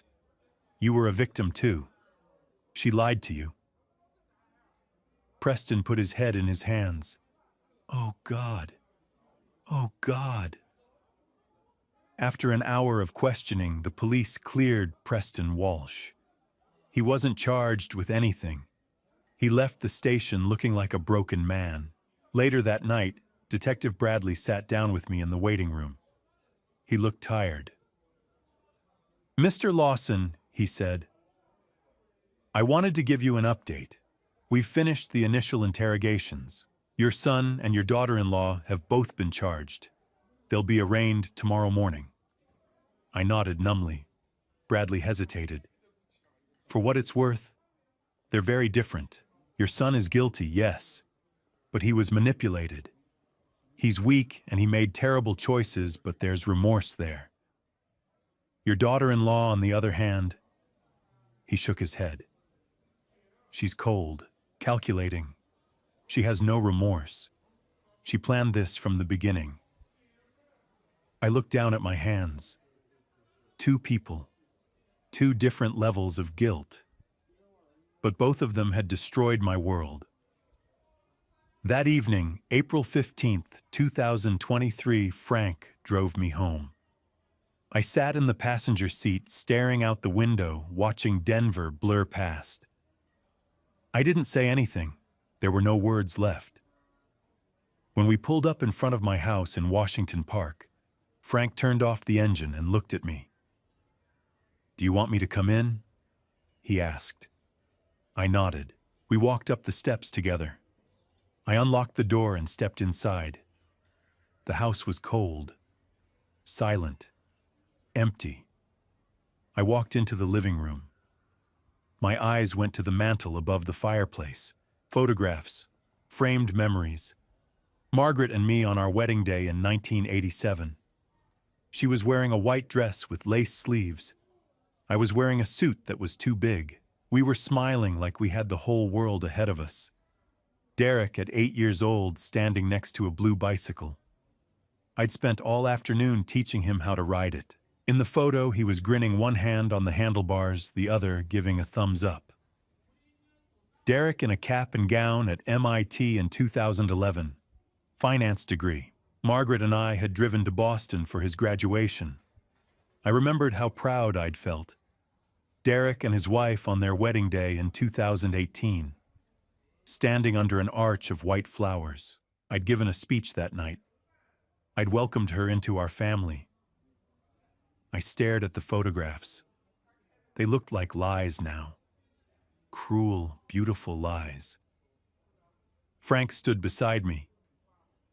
"Henry, I can't stay here tonight," I said. "Then don't. Come to my place." I shook my head. "No, I need to be here." Frank nodded slowly. "Then I'm staying with you. I'm not leaving you alone tonight." I didn't argue. Frank made coffee. I sat on the couch in the dark. I couldn't turn on the lights. I just sat there staring at nothing. I didn't sleep that night. Every time I closed my eyes, I saw Derek's face. I heard his voice. "I'm sorry, Dad. Please forgive me." At 3 in the morning, I got up and pulled out the old family photo album. I sat at the kitchen table and turned the pages slowly. Derek as a baby. First day of school. Little League baseball. High school graduation. I stopped on a photograph from 2005. Derek was 16. We were standing in the driveway next to the old Honda Civic I'd bought him. My arm was around his shoulders. He was smiling up at me. I remembered that day. I'd spent weeks teaching him to drive. When he finally got his license, I'd told him, "I'm proud of you, son. Your mom and I are so proud." I turned the page. MIT graduation. Derek between Margaret and me holding his diploma. I told him, "Your mother would be so proud of you." I turned the page again. His wedding, 2018. Derek at the altar holding his wife's hands. I'd given a speech at the reception. "Welcome to the family. You're not just my son's wife. You're my daughter." I closed the album. I couldn't look anymore. I thought about the last 18 months. The months I'd spent alone after Margaret passed away. The grief, the loneliness, the nights I'd sat in this house wishing she were still here. I thought about the hospital bills, the treatments that hadn't worked, the $80,000 we'd spent trying to keep her alive. It had drained most of our savings. That's why I only had $100,000 left. And my son had known that. He'd known how much I'd struggled. And he'd still tried to have me taken away. The next morning, a lawyer called. Robert Smith, assigned by the district attorney's office. Mr. Lawson, he said, I know this is difficult, but we need your testimony. You're the victim. Your testimony is crucial. I sat at the kitchen table, phone pressed to my ear. Frank was nearby watching. What do you need? I asked. You'll need to testify in court, Robert said. Tell the jury what happened, what they planned, how it affected you. You'll be in the same room as them. You'll have to face them. I closed my eyes. I understand. There's something else, Robert said. Your son's lawyer will argue he was manipulated, coerced by his wife. They'll try to get him a lighter sentence. They might try to argue you were distant and that you didn't help him. I felt anger surge. That's not true. I know. That's why we need you to testify, to tell the truth. I took a breath. I'll do it. I'll testify. They need to face justice. Robert was quiet. I'm sorry, Mr. Lawson. No father should have to do this. No, I said. They shouldn't. I hung up. Frank looked at me. You okay? I shook my head. No, but I made my decision. I'm going to testify. Frank nodded. That takes courage. I didn't feel courageous. I felt broken. But justice had to be served, even if it tore apart what was left of my heart. The hardest part was still ahead. 2 weeks later, late April 2023, Detective Bradley came to my house with an update. Frank was there with me. He'd been staying at my place on and off since that first night, making sure I wasn't alone. I was grateful for it. I didn't trust myself to be alone. Bradley sat down at my kitchen table and opened a thick folder. Mr. Lawson, he said, the investigation is complete. I wanted to update you on what we've found. I nodded, my hands wrapped around a cup of coffee I hadn't touched. First, Bradley said, we coordinated with Interpol. The person your daughter-in-law hired in Phnom Penh, the fixer, has been arrested by Cambodian authorities. He's confessed. He admitted to receiving $12,000 from an American woman. He was waiting at Central Market on the date your son and daughter-in-law had specified. If you'd gotten on that plane, Bradley paused. Well, you wouldn't have come home. I felt sick. Second, Bradley continued. We've gone through all the phone records. Between your son and daughter-in-law, we found 47 phone calls and text messages specifically discussing the plan. They used coded language in some of them, but the context is clear. They were coordinating every detail. He slid a printout across the table. I looked at it. Dates, times, call durations. We also found search history on your daughter-in-law's laptop, Bradley said.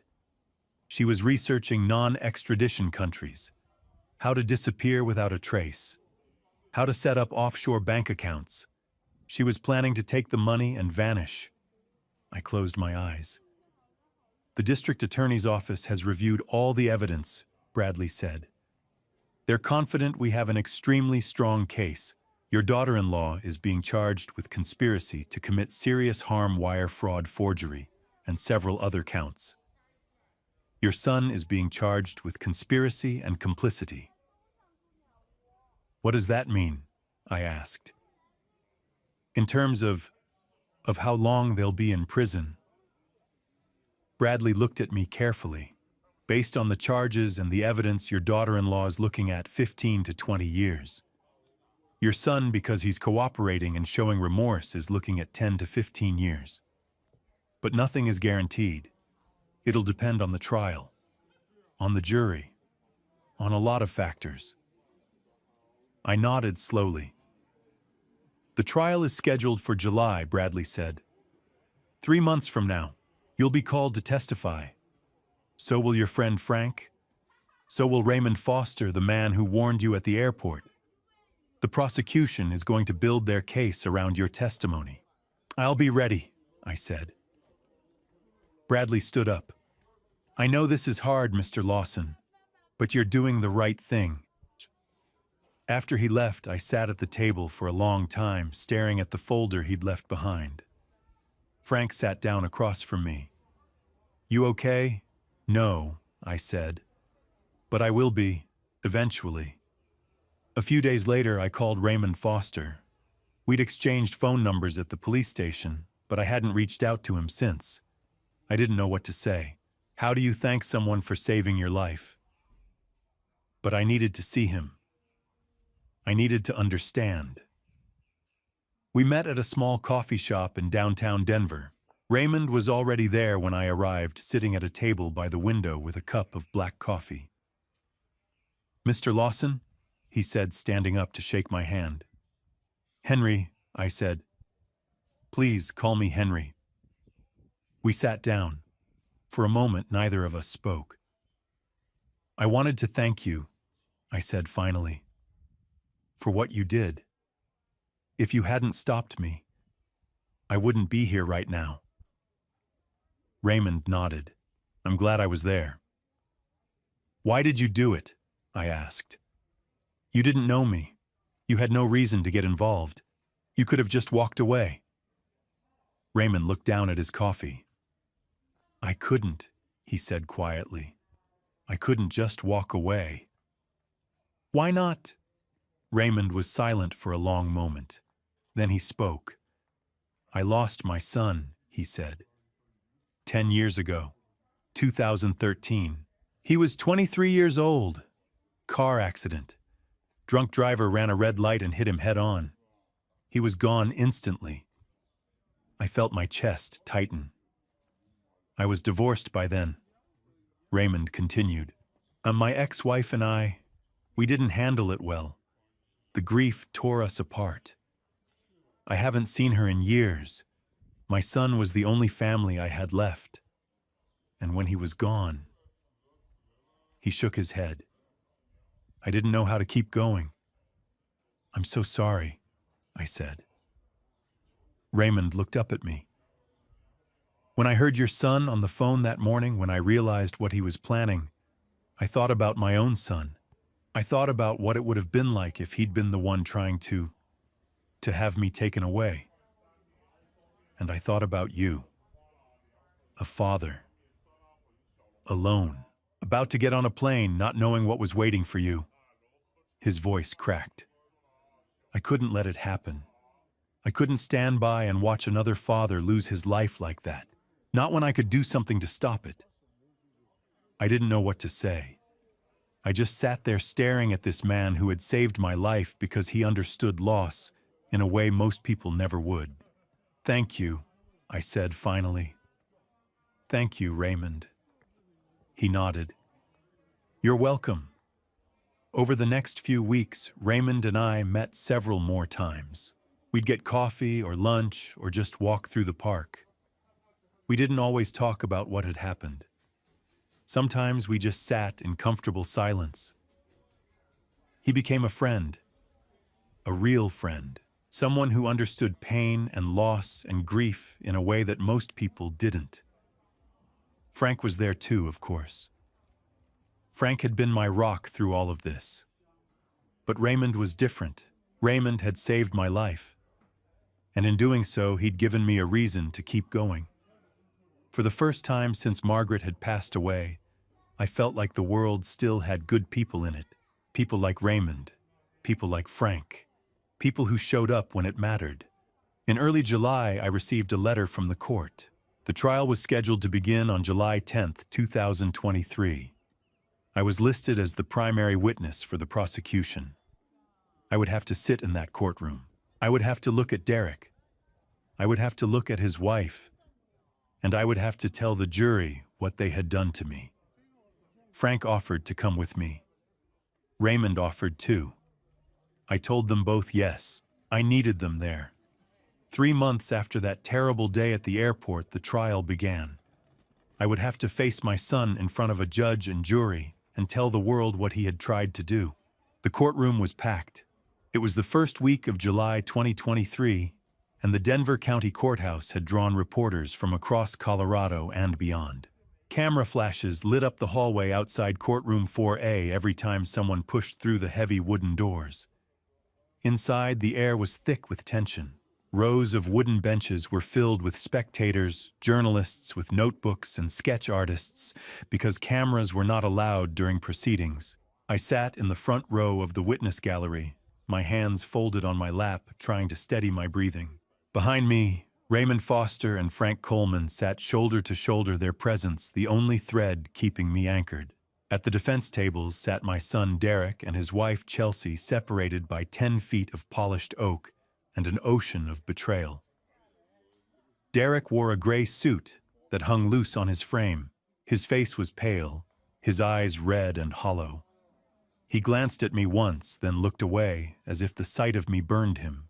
Chelsea, on the other hand, sat upright in a navy blazer, her expression cold and composed. She stared straight ahead, her lawyer, a sharp woman in her 40s, whispering instructions into her ear. Derek's lawyer, a balding man with thick glasses, shuffled papers nervously. The prosecutor, Assistant District Attorney Maria Gonzalez, stood at the podium. She was in her mid-50s. Her dark hair pulled back into a tight bun, her voice steady and clear. She addressed the jury, 12 ordinary citizens from Denver and the surrounding suburbs, and said, "Ladies and gentlemen, this case is about greed, manipulation, and ultimate betrayal. It is about a son and a daughter-in-law who conspired to have an innocent man taken from this world so they could collect a life insurance payout worth $350,000. The first week of testimony was brutal. The prosecution presented forensic evidence, enlarged photographs of the life insurance policy application. The forged signature analyzed by a handwriting expert who pointed out the unnaturally even pressure and perfect loops that did not match samples of my authentic signature. Bank records were displayed on a screen showing the $12,000 wire transfer from my joint checking account to a phone number registered in Phnom Penh, Cambodia. An Interpol liaison officer testified via video link from Bangkok. He confirmed that Cambodian authorities had arrested a man known only as Mr. Sofiek Jambo, who admitted to receiving $12,000 as a down payment for what he described as an arrangement, targeting an elderly American tourist at the Central Market on the third day of his visit. In the second week, Raymond took the stand. He wore the same blue flannel shirt he had worn that morning at the airport, though it was freshly pressed. He recounted how he had been cleaning tables near gate A-17 when he overheard a man, Derek, speaking urgently into his phone. He said, "He's about to board the plane. I don't know if I can do this," Raymond testified. Then a woman's voice on the other end said, "It's already done. We can't stop it now. Central Market. Day 3. Make it look like a robbery." The courtroom was silent. Raymond's voice cracked as he explained why he had followed Derek to gate B-23 and stopped me from boarding. "I lost my son in a car accident 10 years ago," he said quietly. "I couldn't let another father lose his life if I had the power to stop it." Frank followed Raymond. He described the frantic phone call I had made to him from the airport, how he had driven to my house in Boulder, and what he had found: the life insurance documents, the bank statements, and Derek's laptop left carelessly on the kitchen table. The laptop's search history was entered into evidence, screenshot after screenshot, showing phrases like life insurance claim processing time, accidental death Cambodia, and Central Market Phnom Penh crime statistics. A third witness that week was Stephen Parker, Derek's friend. Stephen, 32 years old and visibly uncomfortable, testified that Derek had arrived at his house on the morning of April 15th in a state of panic. "He was shaking," Stephen said. "He kept saying, 'I can't go through with it. I can't do this to him.' I didn't know what he meant until the police showed up." The third week brought the defendants themselves to the stand. Derek went first. He broke down almost immediately. His lawyer had to ask the judge for a recess after Derek sobbed so hard he could not speak. When he returned, his voice was hoarse. He admitted everything: the gambling debts, the loan sharks, the threats against Chelsea and their unborn child, a lie Chelsea had invented to manipulate him. He described how Chelsea had found the contact in Cambodia, how she had used his desperation and his shame to push him into the plan. "I never wanted this," he whispered, his eyes fixed on the floor. "I loved my father. I didn't know how to stop it once it started." Chelsea's testimony was colder. She did not cry. She admitted to finding the fixer online, to transferring the money, and to booking the tickets to the Bahamas with Preston Walsh. But she insisted Derek was not innocent. "He knew what was happening," she said flatly. "He signed the insurance forms. He made the withdrawals. We were both in it." The fourth week was the hardest. I took the stand on a Tuesday afternoon. Maria Gonzalez asked me to recount the morning at the airport, the gifts, the hope I had felt when Derek and Chelsea gave me the tickets, and the moment Raymond stopped me at the gate. Then she asked me to look at Derek. I turned my head slowly. My son sat slumped in his chair, tears streaming down his face. "Mr. Lawson," she said gently, "if you had boarded that plane, do you believe you would be alive today?" I took a long breath. "No," I said. "I believe they planned to have me taken away on the third day in Phnom Penh at the Central Market, and to make it look like a robbery so they could collect the insurance money." The courtroom was silent. Closing arguments came on Friday. The jury retired to deliberate at 2 o'clock in the afternoon. They deliberated for 8 hours through dinner past midnight and into the early morning. At 10:30 on Saturday, they sent a note saying they had reached a verdict, but asked to present it on the following Tuesday to allow time for proper court scheduling. On Tuesday morning, the first week of August 2023, we returned to courtroom 4A. The clerk read the verdict aloud. The courtroom fell silent. Judge Harold Brennan, a stern man in his late 60s, adjusted his glasses and looked down at the papers before him. I sat in the front row, my hands gripping the wooden bench. Behind me, Raymond and Frank waited their presence, the only comfort I had left. "Chelsea Marie Lawson, please rise." Chelsea stood, her navy blazer crisp, her face emotionless. Her lawyer stood beside her, but Chelsea showed no fear, no remorse, nothing. "Mrs. Lawson." Judge Brennan said, "You have been found guilty of conspiracy to commit serious harm, wire fraud, forgery, and solicitation of criminal activity. For conspiracy, you are sentenced to 15 years in federal prison. For wire fraud, 3 additional years. These sentences will run concurrently. You will serve 15 years without parole." Chelsea did not flinch. She stared straight ahead as if the words meant nothing. "Derek Michael Lawson, please rise." My son stood.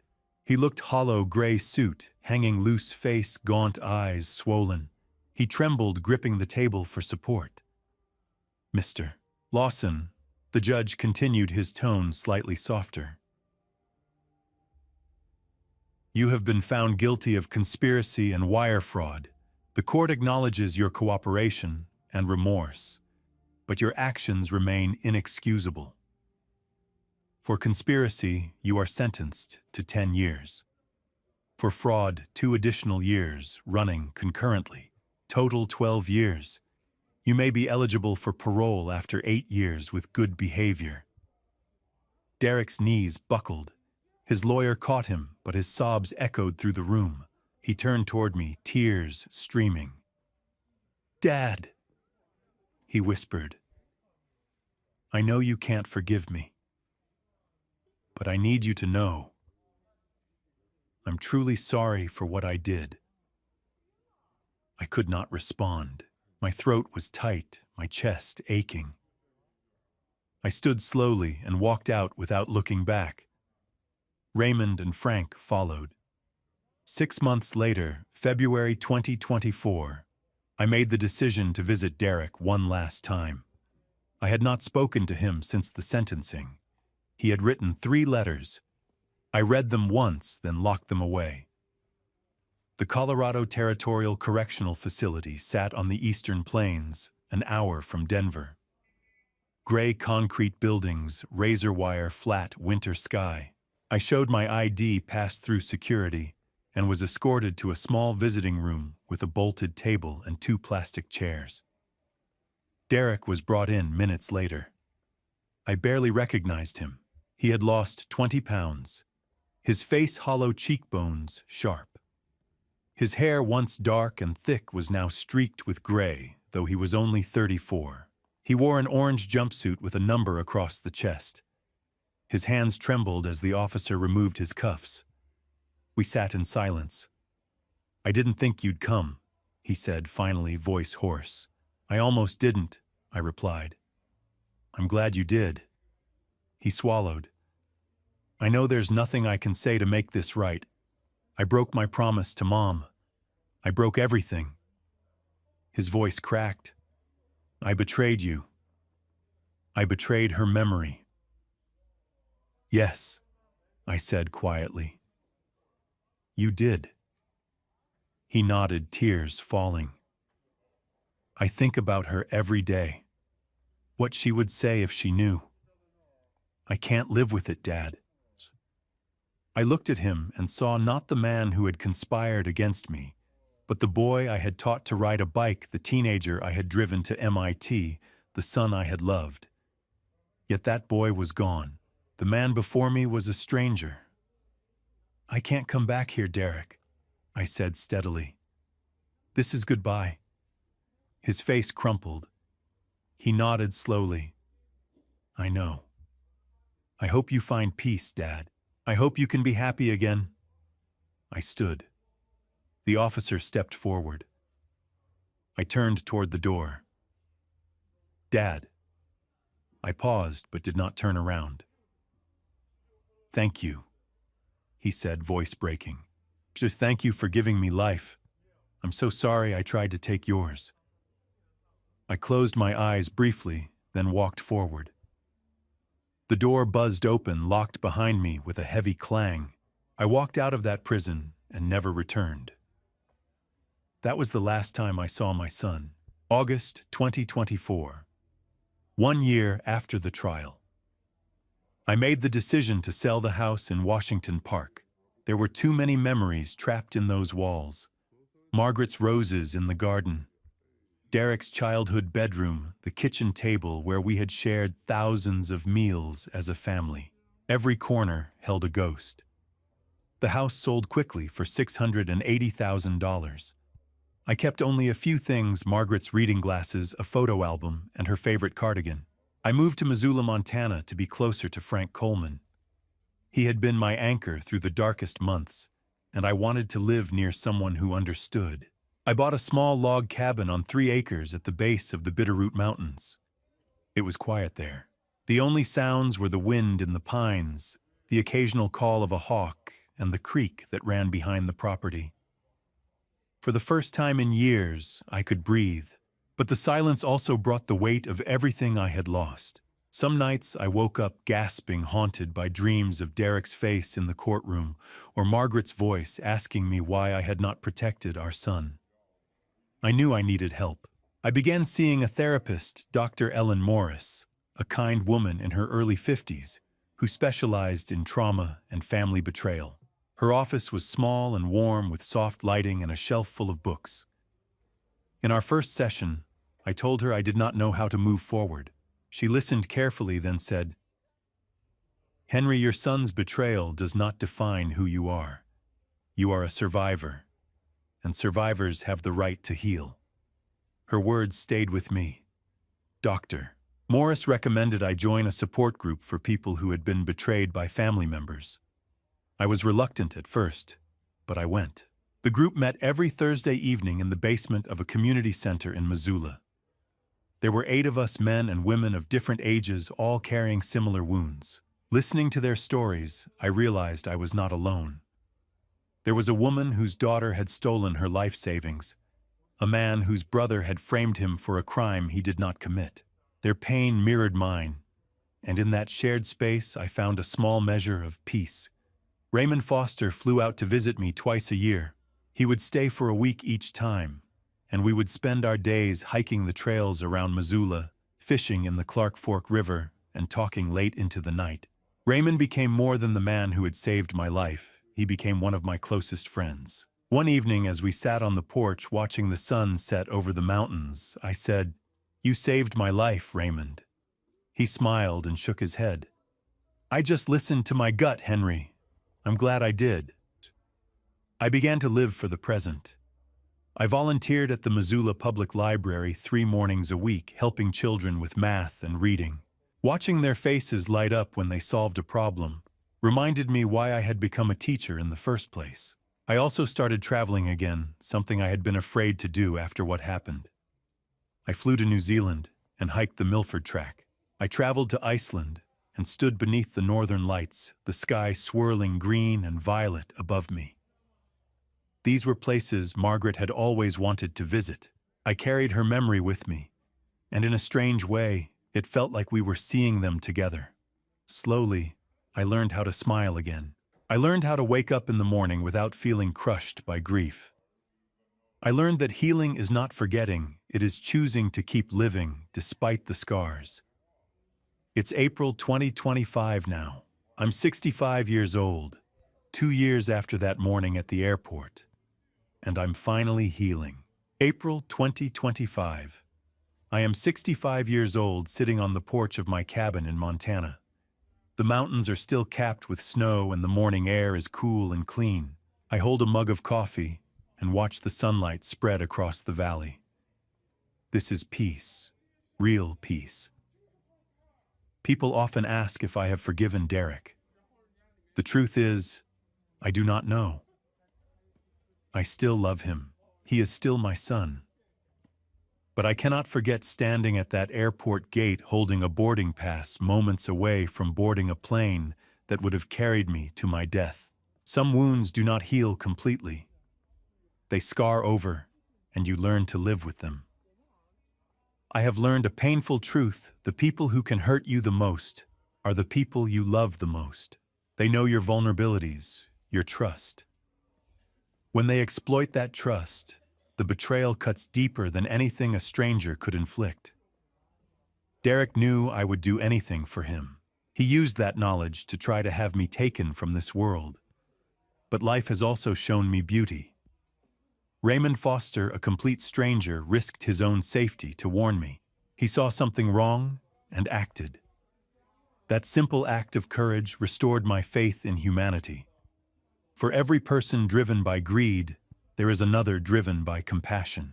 Raymond saved my life, not because he expected anything in return, but because it was the right thing to do.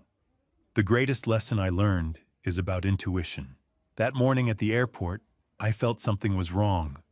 Derek's hands trembled on the steering wheel. He avoided my eyes. His wife stood cold and distant. Every instinct told me something was not right. But I ignored it. I told myself I was imagining things, that Derek was just nervous. I dismissed my gut feeling because I trusted him. That trust nearly cost me my life. Your intuition exists for a reason. It is a survival mechanism designed to protect you. When something feels off, when a voice whispers that you should be careful, listen to it. Do not ignore the warning signs even when they come from people you love. Those are the hardest warnings to accept and the most dangerous to ignore. If you ever feel something is wrong, if someone's behavior does not match their words, if a situation feels unsafe, trust that feeling. Ask questions. Seek help. Step back. It could save your life. And if you see someone else in danger, speak up. Be like Raymond. Do not assume someone else will intervene. A single act of courage can change everything. I think about Margaret every day. I know she would be heartbroken by what Derek did, grieving for the son who promised her on her deathbed that he would take care of me. But I also know she would be proud that I survived, that I chose to keep living, that I found a way to heal. Margaret taught me that love is not always soft. Sometimes love is fierce. Sometimes it is standing your ground and refusing to let betrayal destroy you. Sometimes it is choosing to testify because justice matters more than comfort. I testified not out of hatred, but out of commitment to the truth. If this story has touched you, share it. Someone might need to hear these words. Someone might be ignoring their instincts right now, dismissing warning signs, trusting when they should be cautious. If my pain can prevent even one person from suffering the same fate, then it was not in vain. Life is fragile, trust is precious, and intuition is a gift. I finish my coffee and set the mug down. The sun has climbed higher, warming the air. A hawk cries in the distance. I close my eyes and breathe deeply, feeling the weight of the past 2 years, not crushing me, but reminding me I am still here, still alive, still capable of hope. Trust your instincts. They might just save your life. Looking back at my family story, I realize how blind love can make us. I trusted, completely ignored every warning sign, and nearly paid with my life. My dad's revenge was not about hatred. It was about justice, about refusing to let betrayal define me. This family story taught me that even those closest to you can become strangers, driven by greed. My advice: don't be like me. Don't ignore your instincts when something feels wrong. I saw Derek's trembling hands, his avoiding eyes, Chelsea's cold calculations, but I dismissed them all because I wanted to believe in the best. That nearly killed me. Trust, yes, but verify. Love your family, but keep your eyes open. The signs are always there if you're willing to see them. This dad revenge story is not just mine, it's a warning. Financial desperation can turn good people into monsters. A $350,000 insurance policy became more valuable to my son than my life. That is the brutal reality of greed. Some might call testifying against my own son dad revenge, but I call it accountability. The lesson: protect yourself legally, emotionally, and spiritually. Guard your documents. Question sudden generosity. And most importantly, listen when God whispers warnings through your gut feelings. I believe the Lord put Raymond in my path that morning. A stranger became my guardian angel. From my family story, I learned that survival is not just physical. It's choosing to heal, to rebuild, to trust again, despite the scars. Forgiveness is complex. I may never fully forgive Derek, but I refuse to let bitterness consume what remains of my life. Thank you for walking this journey with me to the very end. Please drop a comment sharing your thoughts. What would you do if you found yourself in Henry's impossible situation, torn between a son's betrayal and a father's love? I genuinely want to hear your perspective. If this story resonated with you, emotionally consider subscribing so you won't miss future stories. A gentle note: while inspired by real-world themes of family betrayal and financial desperation, certain elements have been dramatized for storytelling purposes. If this content doesn't align with your preferences, feel free to explore other videos that suit you better.